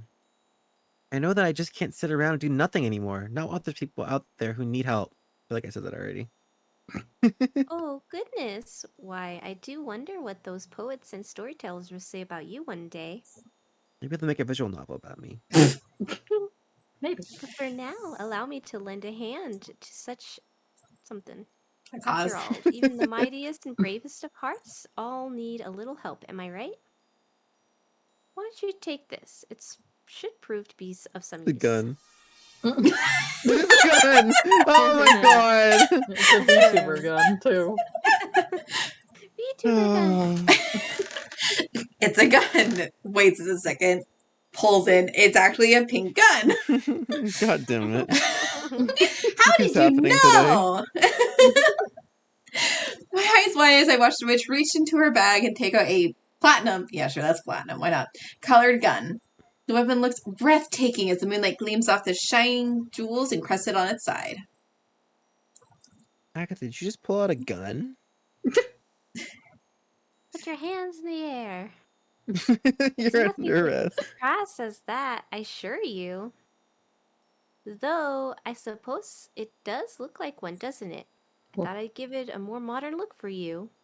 You see, this is called the Heart Seeker. It's a magical artifact. They'll kill anybody you shoot them. Right to their heart. I got from a real hero very long time ago. Though, I suppose you prefer to be called a great detective. It's kind of beautiful. Does this thing really work, though? You said it wasn't a real gun. Does it work? Ha! Would you like to give it a try? Dear, you're looking at the physical manifestation of justice. Now, do be mindful that it won't physically hurt someone. That's not its intention, nor the reason it was created for. However, the piercings from this artifact can hit the depths of people's hearts. Oh, sounds really weird. What does that mean? Exactly. It means that this is the perfect tool to bring out the truth from what lurks in the shadows. The silver token from this hits someone with a truly evil heart will make them undoubtedly confess all their crimes aloud, and even render them immobile for a certain period. So like Persona 5, I get it. Oh no. I can only gulp in surprise as I stare at the glimmering gun. The witch smirks in my direction. I think this should help you clear out a few of the vile snakes that have slithered into this quiet town as of late. However, word of caution, be sure to use it wisely. I'm afraid that there's only one token left after all this time. I stiffen as Agatha gently places the artifact in my hand. The weight of it is surprisingly light, but yet I feel a It just mysterious goes off sensation immediately. beginning to well up inside me. No tokens left, sorry. I look back at the witch, who returns my gaze with a calm, almost knowing smile. However, my thoughts are quickly interrupted as a passing siren catches our attention. Now then, I believe you have some unfinished business to take care of, yes? We could catch up another time, perhaps over a nice cup of tea. Hey, look, I just realized, look, she has a lizard pet that she takes everywhere. We were talking about. On her bag. Oh, yeah. Thank you so much, Ooh, Agatha, weird. for Ooh. everything. If it wasn't because of you, No. Oh. Fuck you. No, there's no need for all of that, nor the time. I have a feeling you'll bring a lot of good to this world, my dear Citrina. However, do promise you will be absolutely careful. Trials before you are not to be underestimated. Am I understood? The boundaries between life and death are much more narrow than you think they are. Especially when we're confronted with the true face of those we thought we knew so well. Proceed and do what you must, only with the utmost caution, Citrina.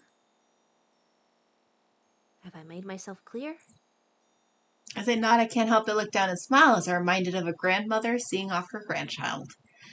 Just as I slowly begin to turn around, I feel a gentle hand reach out to stop me one last time. I glance back to see the witch digging deep inside her pocket. After a few moments, she pulls out a familiar-looking pen. And here, take this with you too. If I'm not mistaken, even the greatest heroes all need a friend. My eyes water at this. Did you just snort, Kohaku? Yes. Oh my god. Look at it. What? It's cute! Uh-huh. My eyes water at the sight of Philia's pen as she places it in my hand.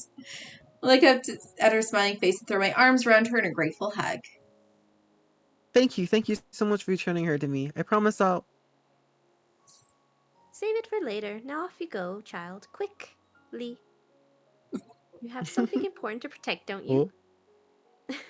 I drew quickly, stuffing Philia safely in my pocket. I hold the artifact up confidently in my other hand. Yes, I do. I'm gonna kill them. I'm gonna kill them all with my gun.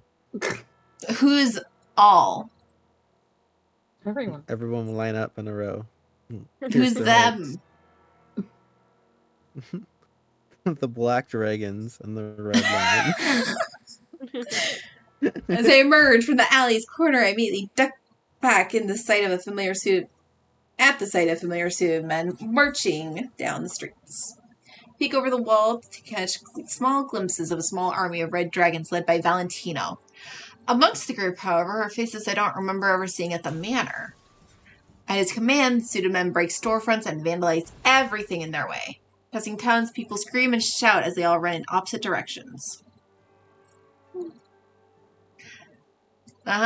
This town and soon the world will know the true might and fury of the Il Tragorazo. I gasp as a young dirty boy jumps in front of Valentino, waving a beat-up hockey stick defiantly.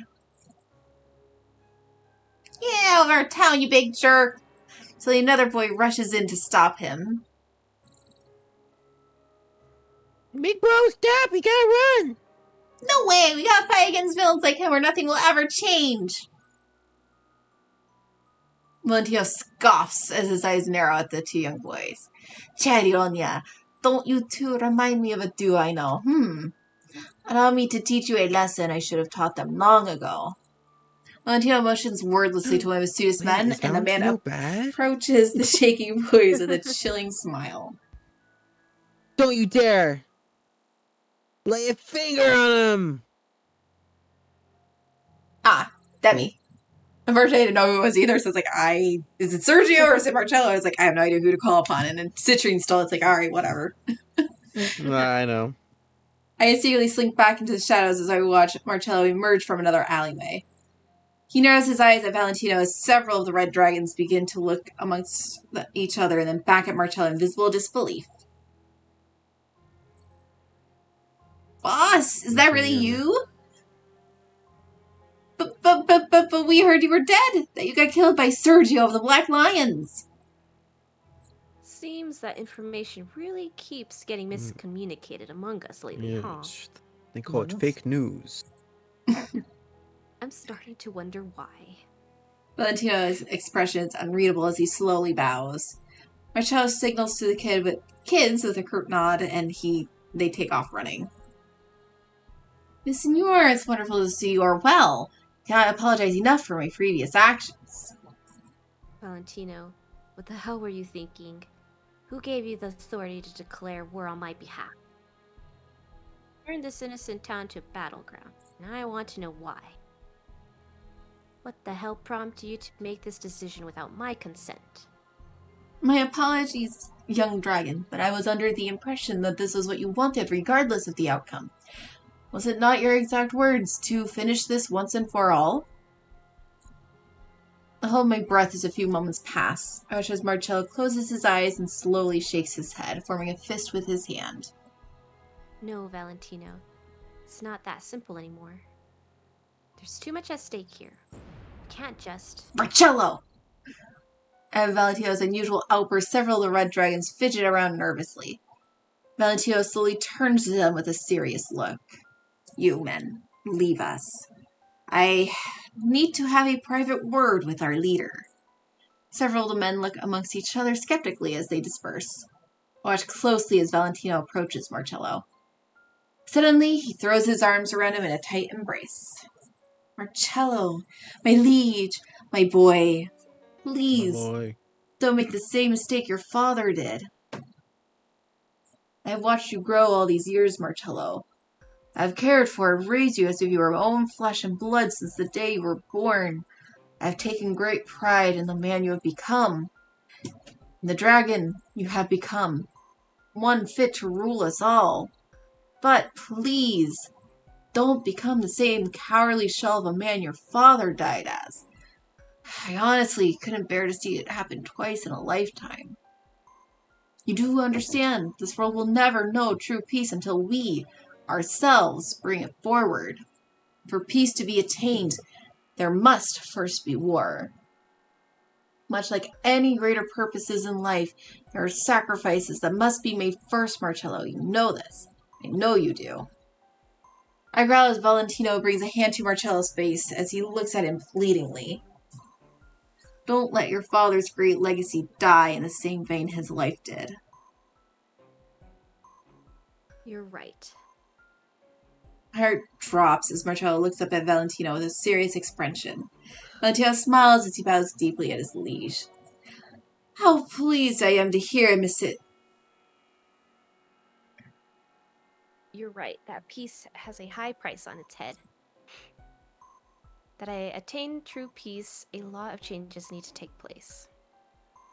But meaningless bloodshed isn't one of the ones I believe to be necessary to accomplish this. Neither did my father or my mother or any of the people whom you consider to be so cowardly, Valentino. Yes, Marcello. What? Call off all the attacks. Let the lions and all the underground know that we stand down. Do not wish for more fighting, Valentino. Tired of watching innocent lives be cut short over meaningless ideals. Too tired. Instead, let us find a way to rule the mightiest underground power without needless fighting. Sisyotko, that's impossible! It might be, but I am your leader, Valentino. I am the Red Dragon now, and you'll follow my orders whether you agree or not. Now call off the men. I won't be repeating myself twice. Can't help but smile proudly at Marcello as he stares Valentino down unflinchingly. Valentino is left speechless under his gaze as he nods slowly. Suddenly, a black car pulls up in front of us, and two members of the Black Lions, along with Sergio, run out towards Marcello. Marcello. Just as Marcello turns his back to Valentino, my eyes widen as he pulls a gun out from his suit and aims it straight at the back of Marcello's head. Oh, More words. Colorado. I saw that one. That's not what that said. This is it. All seems hopeless and lost. Suddenly I hear a voice from inside me call out. It might very well be the end, but there is still one last choice for you to make. What will you do, Citrina? Against the venom of betrayal. Will you choose to keep fighting for what you believe in, even if it could cost you everything? Or will you choose to kneel before fate? The choice is yours, and you must make it now. Yeah, this is the only choice that matters. Congrats, you found it. Okay. This is your story. Your fate is in your hands. Now tell me, Change what your will fate. you do? Would you? Would you have Uh, the choice to Oh choose boy. fate? should we save it, or does it matter? I mean, it's the one choice that matters in some direction. I can save it, though. Yeah, save it. All right, What what do do you you guys want to think? do? I feel like we should shoot Violence. Valentino. Yeah. Might as well that at this point. in so Yeah. so many words. Oh, I don't know when you Yep. appeared, but hello, Ghosty Rose. Welcome. Hey. Okay, so we're shooting Valentino. Hey. Hey. Shoot him. Shoot! Oh my fucking god, we're almost done. We're almost done.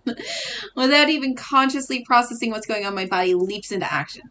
Just before Valentino pulls the trigger, I've already pulled the trigger on my own gun and watch as the Heartseeker's bullet pierces through the back of his chest.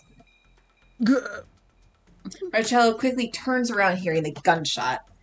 His alarmed eyes locked with mine before lowering to see Valentino, who is now on his knees, gripping his chest in pain. You can. What the hell have you done, Valentino? As Marcello approaches the writhing Valentino, I leap forward to grab his arm and stop him. He turns to me in surprise as I look up at him with resolution. Marcello, I know you may no longer remember who I am, but there's two things you absolutely must know.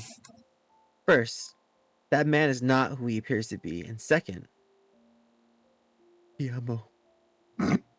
I still don't know what it means. I forgot.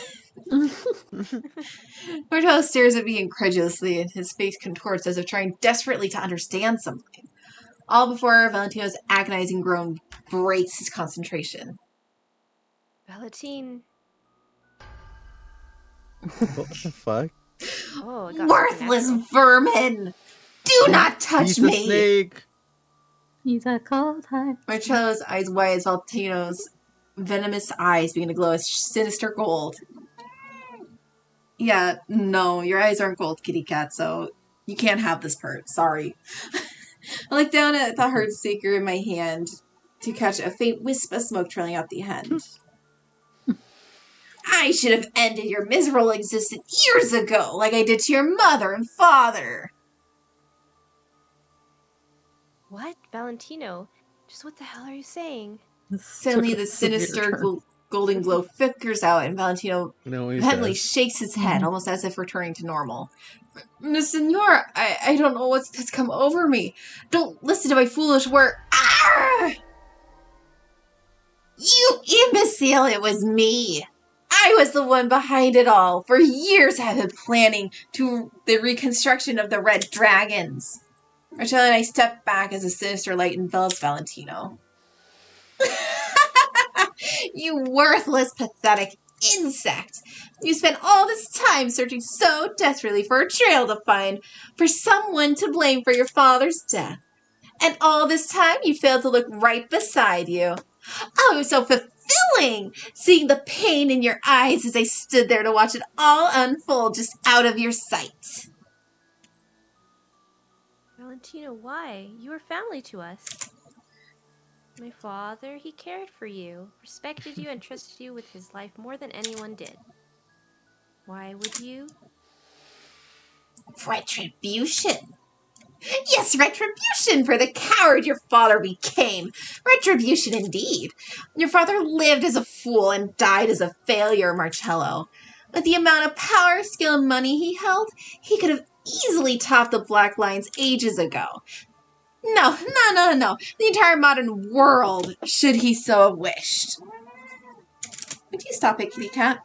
And he did wish for it. He was on the verge of it. But no, he met a woman, bore a son, and everything about the man I respected the most in the world changed. He began to speak of pathetic peace and flimsy ideals of skewed justice. All for what? Can you believe it? A man whose job is killing for a living, believing in justice. A man who was molded and created by war, upholding peace. All for what? The sake of a snot-nosed brat and a pathetic woman. But killing the weakling your father became that night only comes second by comparison, you know? Second, to the sheer joy I felt when I wrested the life out of your mother with these two hands. I thought your father would come to his senses when that meddlesome boy was finally out of the way. What a shame that he didn't. I growl as I ball my hands into fists as I attempt to lunge at Valentino, but Marcello holds me back. I can't make out his expression as he, to Valentino to go on. Valentino, so it was you all this time. You killed my mother, my father, and everyone else aboard. It was you who fed me lies and brought me to this town, and turned the Lions and Sergio against us. Me. Blech. It was you who started this meaningless fighting and ended so many innocent lives in the process. Answer me, Valentino. But of course it was me, Gretino. Who else? Oh, and how easy it was for me, Marcello, trusting in my every word and my every judgment, like a broken man clinging to hope. I waited all these years for this moment to finally happen. I waited to fulfill and do what you and your father could not. Neither of you were fit to inherit the true might of Il Drago, and therefore, it falls to me. I shall become the new Red Dragon and reform this world. I will be the most powerful man in... Where Valentino can finish his sentence, Marcello swings a punch that sends Fucking us had like explosive tremor to the punch. ground. I watch as Valentino, now unconscious and with a bleeding, broken face, falls to the ground and stops moving.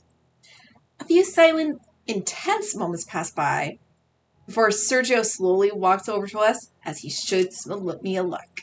He then turns to Valentino. So, the real snake finally bears its fangs, huh? Gosh, you can't. Let me get rid of the annoyance real quick.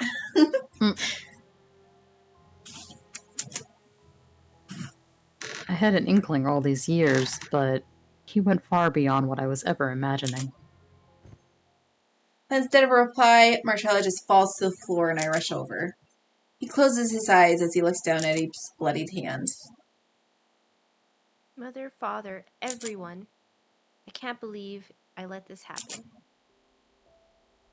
Marcello, please look at me. Without even giving him another second, I turn his face with my hands and lock my lips onto his with an emotional kiss. After a few seconds, I part away with tears falling from my cheeks as I look into his broken-hearted eyes. I cup his face with my hands and rest my forehead against his. Marcello, please listen to me. This isn't your fault. None of this is your fault. You saved me. You saved Tito. You saved everyone. You just saved countless lives throughout this town. Marcello stares at me with a solemn expression, but his eyes never stray from mine. I cup his cheek as he lets me place another kiss on his lips. You're amazing. You're my hero. So please, don't try to bear this weight alone. Share it with me. Three-way? And with me. Oh, God. Oh. Love triangle? Marcello and I look up at Sergio as he stares at Marcello with a sincere expression. I love you, Marcello. All this time. Suddenly he sends a hand out towards Marcello as a small smile escapes his lips.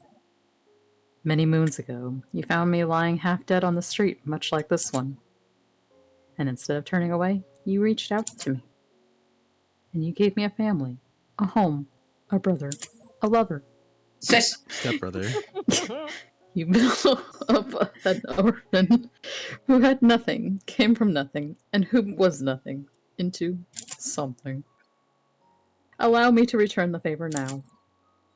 Let me help bear the weight of that life has given you, as you helped me bear mine. And besides, if I recall correctly, I believe we made a promise to protect everyone together, didn't we? Big brother. Oh my god. At his words, Marcello cracks a small smile as he glances up. Haven't heard that one in a long, long time. Well, yeah, I'm not saying it ever again. God. My heart Vodka. lights up as Marcello takes Sergio's hand as he We're helps him holding up. hands. The two men stare at each other for a few moments before nodding. A relieved tear falls from my eyes as they shake hands. A la pace. Alapace. Though the words they speak are in The another fuck does language, that mean? I clearly understand the feeling they convey. Suddenly another It's helicopter supposed to flies spell it. over us in the direction of the harbor.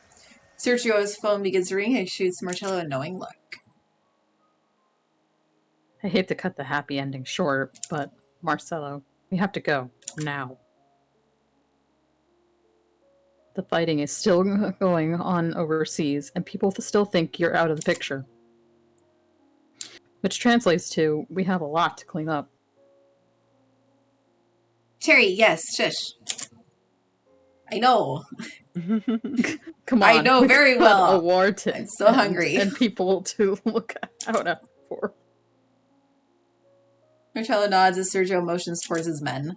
Two of the lackeys grab Valentino and drag him towards the vehicle they arrived in. Sergio begins to walk off, and Marcello moves to follow him when I run to catch up to them. Wait, I'm going to. I can. No, you're not. You booger. I still don't know What? who you are. Sergio stares at You Marcello shot my for a friend. few moments before turning to me. I'm sorry, Citrina, but he's right on this. The place we're going to is the farthest thing from safe.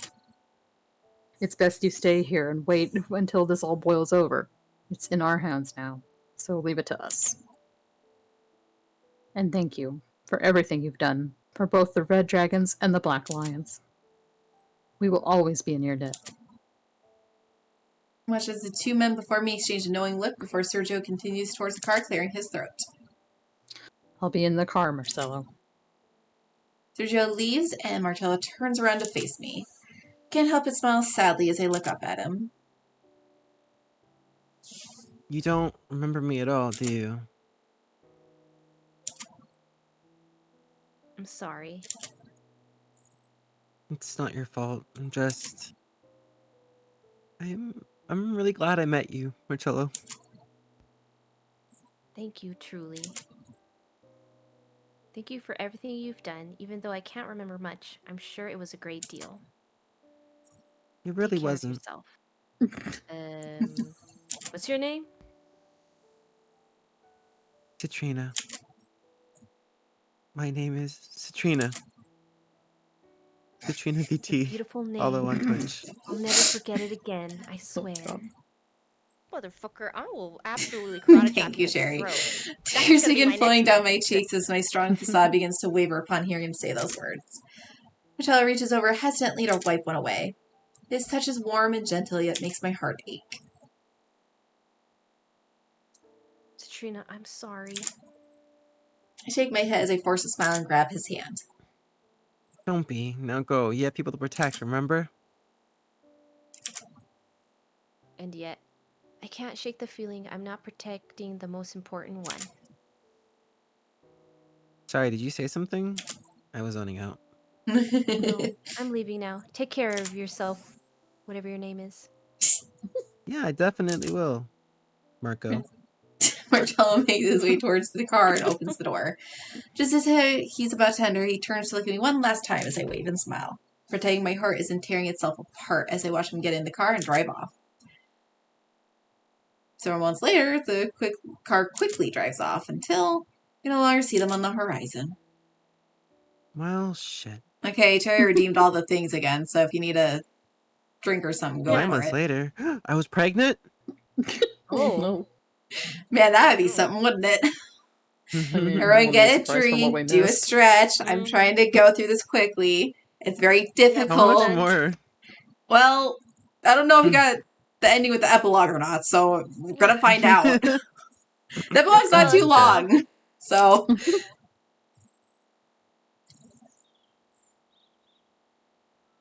Joyous smile as I stare at my official transcript, signed and approved by my academic advisor. Oh yeah, she was in college, wasn't she? Well, it's official now. I finally did it. You're not talking to an official student of the Criminal Justice Studies program. Signed and approved, baby. Ooh, so like, what now? Are you gonna be a sexy policewoman like in the spy movies? Oh, or maybe a secret agent? Da-na-na-na. Can I be the cool sidekick? My left Asphilia waddles up to the bench and waves her little wand around as if it were a sniper gun. Honestly, I don't know exactly what I want to specialize in yet, but there's a whole world of possibilities. That secret agent one sounds pretty cool though, right? Totally cool. We have secret code names too. Mine will be Sticks. Like, you know, mozzarella sticks. I'm a genius. Sure you are. Excuse you. I'm definitely a Dumbass. genius. We all laugh together as we lose ourselves in hushed conversation for a bit amongst the peaceful campus. Well, lunch is over, so I should be getting back to keep job hunting again. Come on, Philia. Maybe we'll stop by the market by the way home and restock on those cheese chips you like so much. Hey, Master Citrina. About that market. Oh. Yeah, what's up? Well, the other day you mentioned that one of the guys who worked there invited you to have dinner with him, right? Are you planning on going? I totally think you should. He's really nice and... No, Philia, sorry, I'm not planning on going. Oh, okay. Oh, what about that new classmate of yours? He asked for your number, right? It's the weekend, so maybe he's free. You guys could, hang out and stuff, get to know each other. Maybe it'll, help you get over, start over with... Philia, it's okay, I know what you're trying to say. It's been some time now, so I should start thinking about other people aside from Marcello, right? But I can't. Not yet. Mr. Citrina. Mr. Marcello, he really meant a lot to you, huh? Yeah, I can't stop thinking about him, you know? Or rather, maybe I don't want to. Even though I know we'll never see each other again. So, I'm sorry, but please give me some time, okay? So, you wanna know something silly? Even if I never see him again, I still don't want to forget him. Not at all. Anyways, let's get going. Come on. Those cheese balls are calling our names. Just as I open my mouth, I hear a loud scream and a yell coming from a distance away. I watch as a man runs away with a large bag in hand and a passerby points at him. Someone help! Stop that thief! He stole that poor old woman's bag! Without thinking twice, I immediately set off after him. I huff as I dust my hands, smirking smugly at the thief who is knelt over in pain from a nice martial arts kick to the groin. Should teach you a lesson, you jerk. Don't go stealing from little old ladies. I watch as a pair of police officers approach us and apprehend him while thanking me. Eventually, I turn around and pick up the odd-looking bag. Wait a minute, this bag seems kind of familiar. As I examine it, a familiar voice draws my attention. Why, thank you, dear child. Oh, I wouldn't know what I'd do if I lost this bag of tricks and... Oh, My lizard. my heavens! It's you again, little Citrina. My, someone sure has a knack for running into this sort of situation. Ho ho ho. Hee, I thought I'd recognize that bag from somewhere. Oh, thank you, my dear. That's the second time you've saved me from a rather unfortunate situation. You're truly unremarkable young lady. I mean, It must be really lucky to keep crossing paths with someone so special. How can I ever repay you, my dear? No need to repay me at all. I'm just doing what I can to help. Here's your bag. Oh no, I insist. I would be very in a lot of trouble if it wasn't for your help today. Now tell me, what do you wish? I shake my head as well as I gently grab the witch's hand in my own. She stares at me, surprised. No, it's not necessary, Agatha. You've already given me enough happiness to last me a lifetime, truly. Your thanks, knowing I was able to help you even just a little bit, is more than enough for me. I have to go now, but take care of yourself, okay? In another word, I hand her the bag and keep walking off in my original direction. Enough to last you a lifetime, eh? Yeah, she got us into a gang war and then she gave us a gun. yeah, no kidding. This is the longest non-epilogue ever, right? To be fair, I kind of forced you guys into the gang war, not her. A few days later. Alright, we'll do the epilogue on Wednesday. This is taking forever. Way longer than I thought it would. I sigh as I hang up the phone. Julia tilts her head as she I watches have me cross something out on another Wednesday, company's name but- out of a notebook. Another note thinks we filled a position already? Not even. These guys sound like they didn't even want the position filled. Oh well, on to the next one, right? I glare angrily at Philia as she plops 3 of the macarons I ordered into her mouth at once. Philia, stop eating all of them. I want some too. Sorry, Master, no can do. They're just too delicious. Philia, come back here. I told you to stop being a public nuisance. Marcello. Oh. Excuse me, is this seat taken? Oh, sorry. No, it's not. I'd like to order the little shits. Good, I'd be worried if it was. My eyes wide as I turn around to see a smiling Marcello. I stare at him for a few moments before I rub my eyes and look up again. Sure enough, he's still there.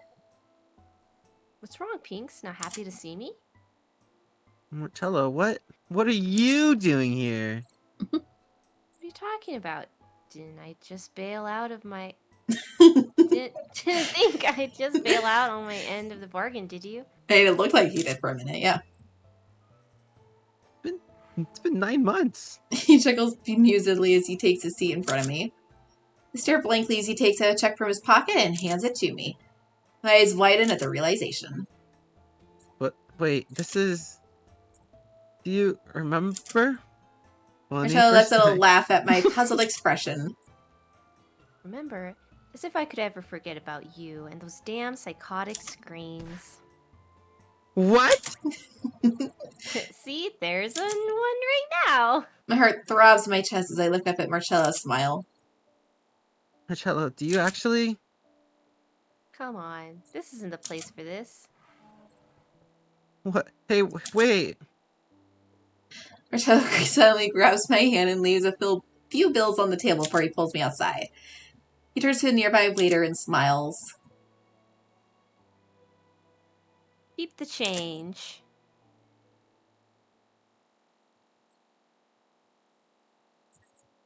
I'm starting to catch up with Marcello until we finally stop at a familiar park. Marcello, wait. Seriously, slow down. Oh, come on, princess. You weren't even this out of breath when we trained together. Don't tell me you've been slacking on your regimen. You're right. My eyes widen as I turn to Marcello, yet he only beams an know. amused smile at me. You do remember. Before I'm given a chance to say anything else, Marcello suddenly picks me up and slams me with a deep kiss. Blah, blah, blah, blah. So much for getting the bad ending, eh, you guys? I feel tears well in my eyes, throw my arms around him and kiss him back. When we break apart, I look up only to be captivated by his loving gaze. What? How you were... An idiot for even letting you go.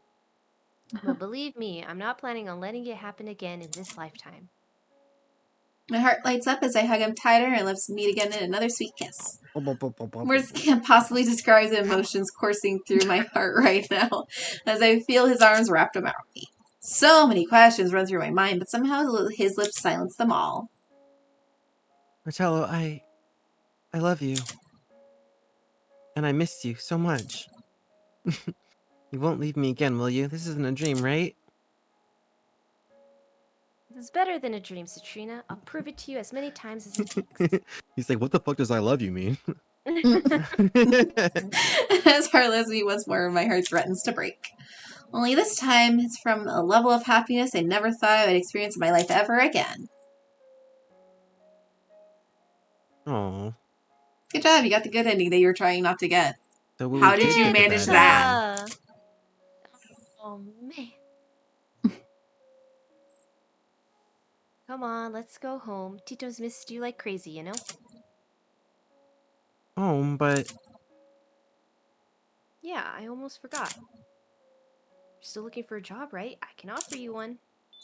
it seems like a conflict of interest. A little bit.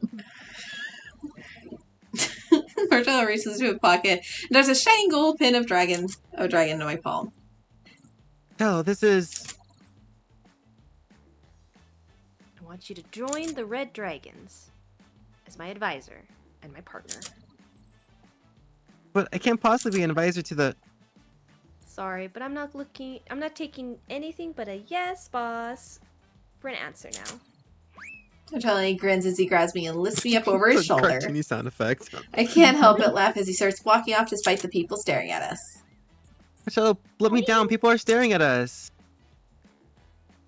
Only if you promise to join the Red Dragons. Okay, geez, you big up. I'll join the Red Dragons. Great, so for our first order of business, we're gonna start by tattooing my name on your forehead. I already my did God. that. Marcello! I'm serious. I won't have a single other man look in your direction from now on. Oh my god. I even heard from a little bird that some guys asked you out while I was gone, huh? They've got balls, I gotta admit. They didn't have any after I was here with them. Come on, let me go give them a proper answer on your behalf. Oh, God. I've just been dying to. Marcello! Look, Mike cut off. It got off perfectly. Yeah, I still have that thing on.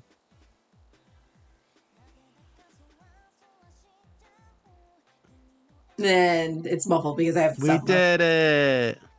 Thanks for Yay. watching, everybody. We'll see you next time. You're Goodbye. so done. I know, it's I been have so a late. headache. Oh. Oh my It God. just got worse and worse and worse. Oh We all forgot the voices we were using, which just, doesn't help in the slightest. I just got here. Yeah, you did my just normal get here. voice most of the time. Yeah. Sometimes he was Marcello, sometimes he was Marcello. Didn't matter. It really did not matter at that point. Tomato, potato, whatever. Yep. Good job, Kohaku, by the way. Thank Yeah, you. good job, Coming in Kohaku. with a new voice. Thanks. Hope to use it whenever the DLC comes out. Mhm. Can't wait. It's gonna be great. Don't forget, Demi, I'll you do will a be voice, playing the too. I don't know female what lead one that I'll time. do.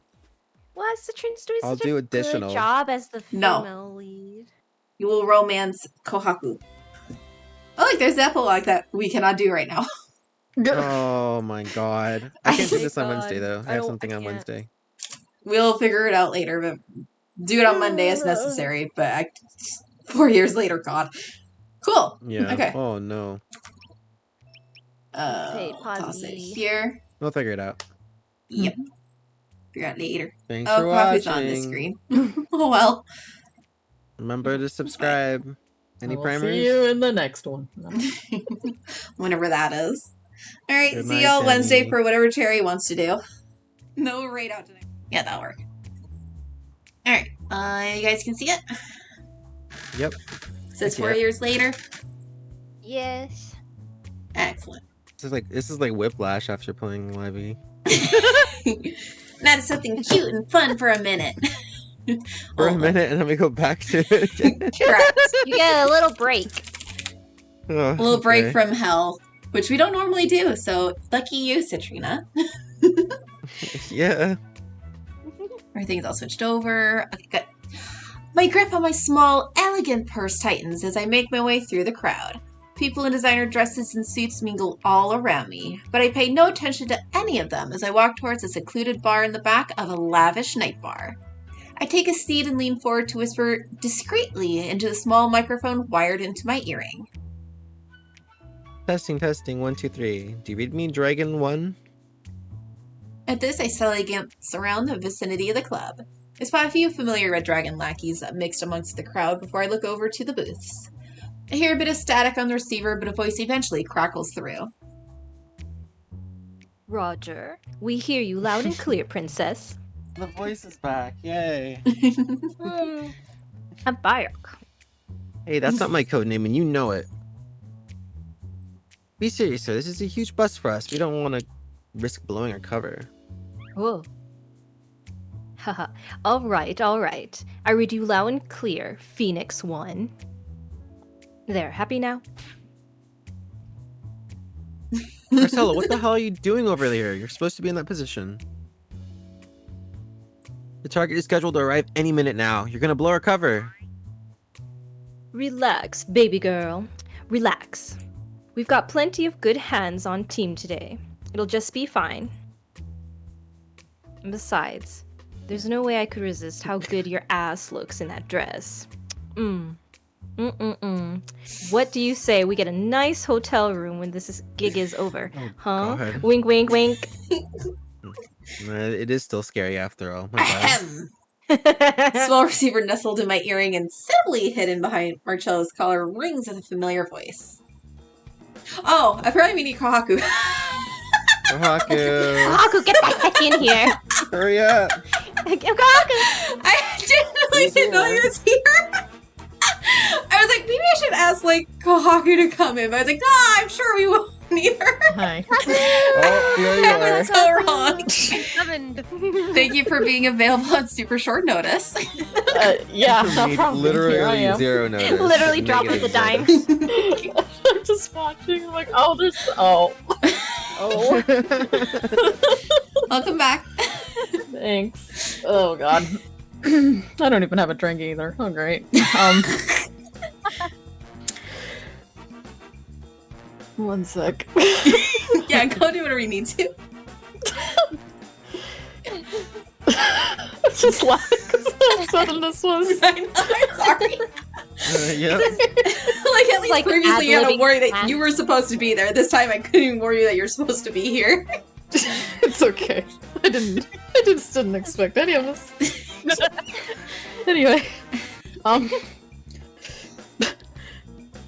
do pardon an interruption, literally.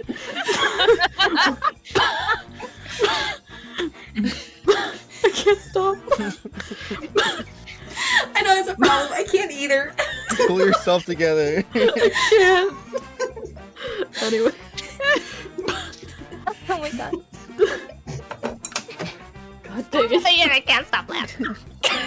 And I'm a nervous laughter. That's even worse. This is the worst combination of everything. Anyway.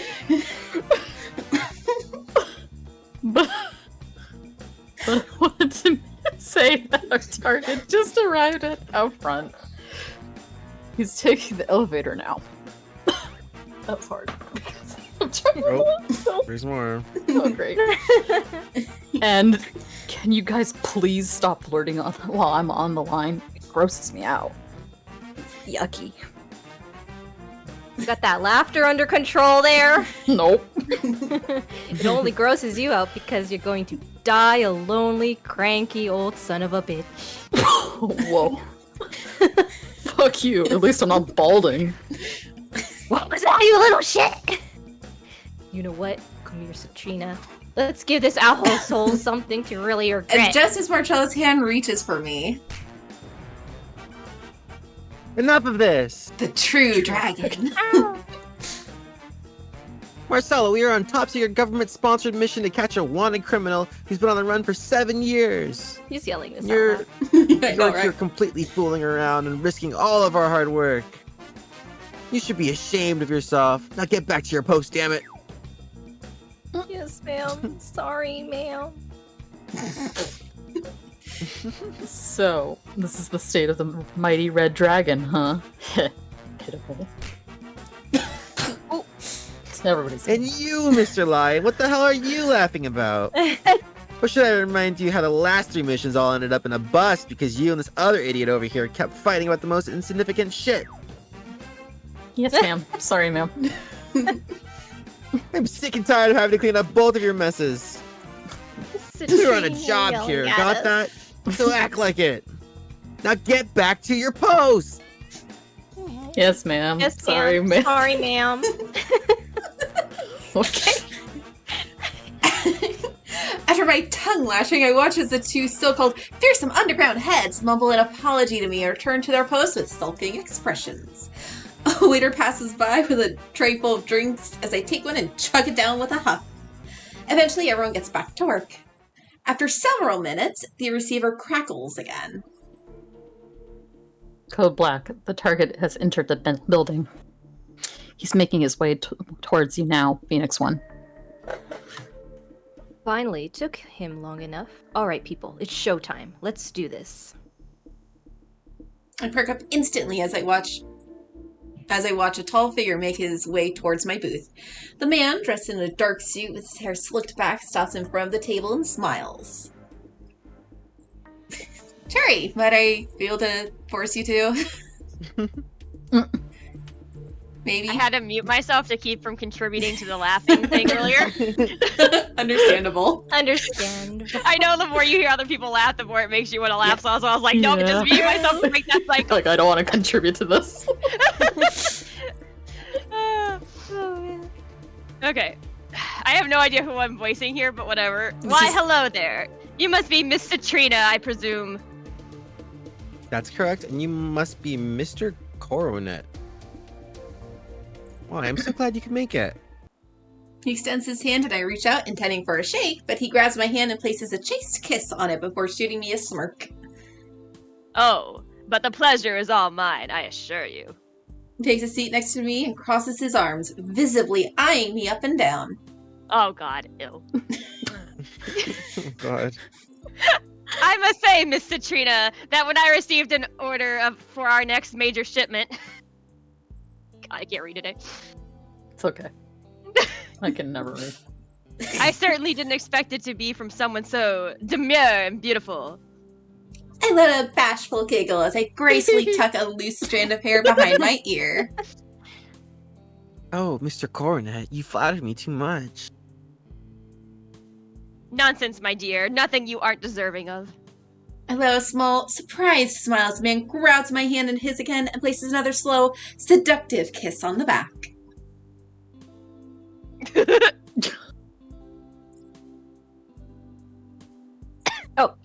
I'm gonna cut his hand off.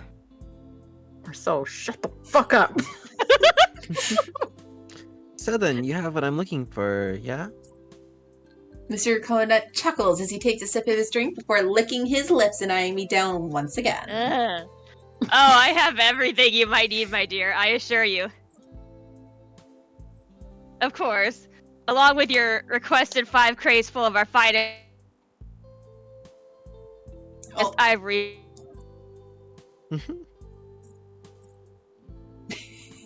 You cut out right at the end there for me. Oh, well, I heard it. that's I heard unfortunate. it too. Alright, well, as long as everyone Yeah, else heard no it. worries.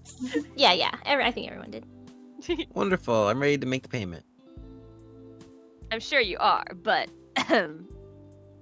Licking his lips again. Yeah. Mr. Conan slowly slides around the table and places his arm around my waist. He smirks devilishly as he brings his face incredibly close to mine.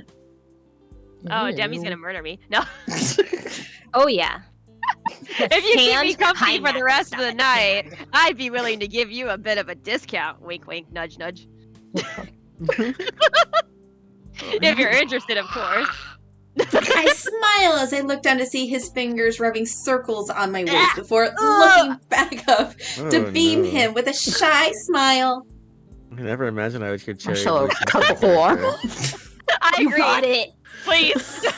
Say fucking less. Did you hear something? Oh, Mr. Coronet, I don't know what to say. That's a generous offer, truly. What more needs to be said, my dear? I'm a man and you're a woman. Can I make it any more honest? No. I think the rest is quite clear. God. I think you're right. In that case, here's my answer. No, I don't even need to say that. Lamb. In one swift motion, I punch the lecherous man in the throat as he falls back on his stool, spilling his drink all over himself. I deserve that. Interpol! And now that we have the confession we need, you, Mr. Coronet, are under arrest. Mr. Coronet's eyes widen before he curses and quickly stands up.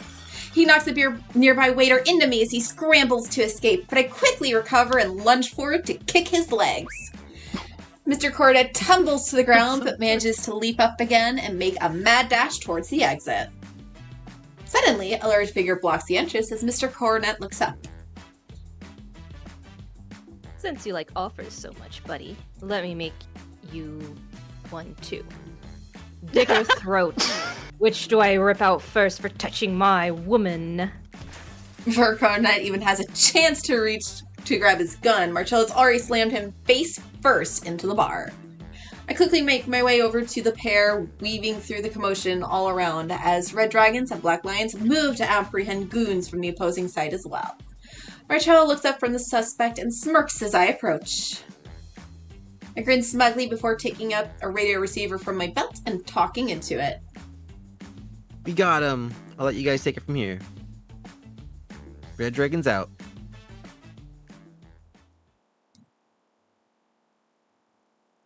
And there you have it.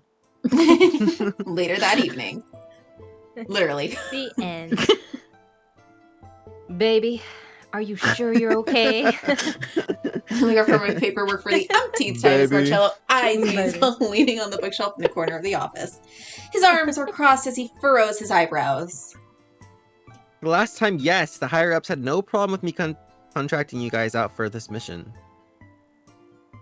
You know, that's not what I meant. I sigh, exasperated. Put my papers down and get up, walking out from behind the desk to make my way towards him. Marcello, it was just an arm around my waist. Marcello interrupts me with a scoff as he grits his teeth.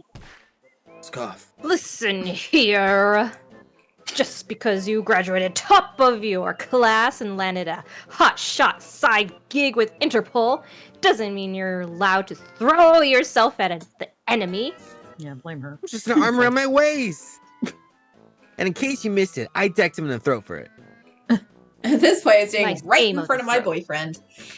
He turns his face away almost in a pout, so I reach up to peck him on the cheek. He still shows no reaction, so I smile, amused. No, for such a big, strong guy, you're pretty cute when you're jealous. I'm not jealous. And if I was, can you blame me?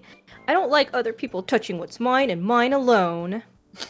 In an instant, the mood shifts completely. Marcello takes a step Marcello. closer, his eyes dark and brooding Citrina. as he reaches out to gently brush a strand of my hair away. His hands trail down to my waist, and suddenly I find our positions reversed as he turns me and pins me against the bookshelf. Our bodies are molded against one another as I reach up, wrap my arms around his neck, and pull him into a deep kiss. I was actually trying to read a book. What Marcello was? He was like, here, let me turn you so I You're can in the grab way a of the book. left Nope. of Yeah, sorry, you're on the way to the bookshelf. We kiss passionately for what feels like forever before we break apart, and Marcello's lips immediately find their way to my neck. He sucks and nips at my skin hungrily, leaving a hot trail of red marks in his wake, signaling to the world that I'm his, his alone. I stifle back a moan when I feel his rough hand tease at the end of my blouse before slipping under, and suddenly the door bursts open. Citrina! I heard you're back from your mission! How'd it go? Marcello and I jump apart at once, quickly trying to fix our disheveled appearances as we clear our throats. He looks the same age he was before. Alright, Tito. I was just doing some paperwork and I'm paperwork. oh, Okay. Marcello. Tito rolls his eyes at the two of us and crosses his arms as he heads back towards the door. Okay, I'm not a kid anymore. He's exactly I get the it, okay? same. He grew 2 inches. Wow. I'm glad you two are safe, but I'll leave you lovebirds alone now and come back Somebody later. give this child some In milk. the meantime, I'm gonna go train with Uncle Sergio. See ya! Wait, Tito. I reach my hand out desperately, but Tito has already disappeared behind the door, which closes with a click. A few seconds pass before I turn and bury my face in my hands. Oh my god, he knows. Our sweet innocent baby has been tainted. Marcello just lets out a laugh as he wraps me in his arms. You're overreacting. Like Tito said, he's not a kid anymore. But still. Marcello laughs again as he kisses my forehead. I palpably and relax into his embrace. We say that for a few moments before I feel a sneaky hand begin to make its way downward. I shoot Marcello a look, but he just smirks in return. No, where were we? Paperwork. Right, paperwork. Just as our lips lock together again. Boss, Miss Citrina, we got a new lead! Oh, fuck this shit. Quit, damn it. I laugh out loud as Marcello throws papers into the air in frustration. I play a small kiss on his lips before grabbing his hand and zooming towards the door. Duty calls, Mr. Dragon, and let's go kick some ass. Fine. But don't think I'm not blowing your back out when we finish. Good lord. Marcello! Christ! Oh my god. Am I You guys embarrassed? picked the horniest route? Yes, I did, on purpose. Ah! Alright. I did not want this guy. Yeah, I didn't want chose this it on guy purpose. either. I'm just here. As my embarrassed yell echoes through the halls, full moon shines brightly in the night sky, basking all in its light. A familiar cackle is heard alongside us as a figure on a broom flies high across the starry sky. As I look towards the man I love, in theory, I can't help but smile, knowing the bond we form roars louder than that of a mighty dragon. When there's a typhoon of bullets or enemies on all sides, he's got my back and I've got his. And together, there's He nothing blows that can it. stand against us. And in my heart, I know that the real adventure has only just begun. Oh. The end? The end. That is it. That is the end. Oh, God. that's a Alright. character. I like the water Yeah. He looks soft color. instead of like Aggressive. oh, aggressive, yeah. I mean, he is aggressive. Yeah. But that's cute. Yay! I Yeah. truly hope the Marcello game brought a smile to your face. Uh-huh. Okay. Yeah, Uh-huh. that's something. That's what we can call it. Just smile, sure.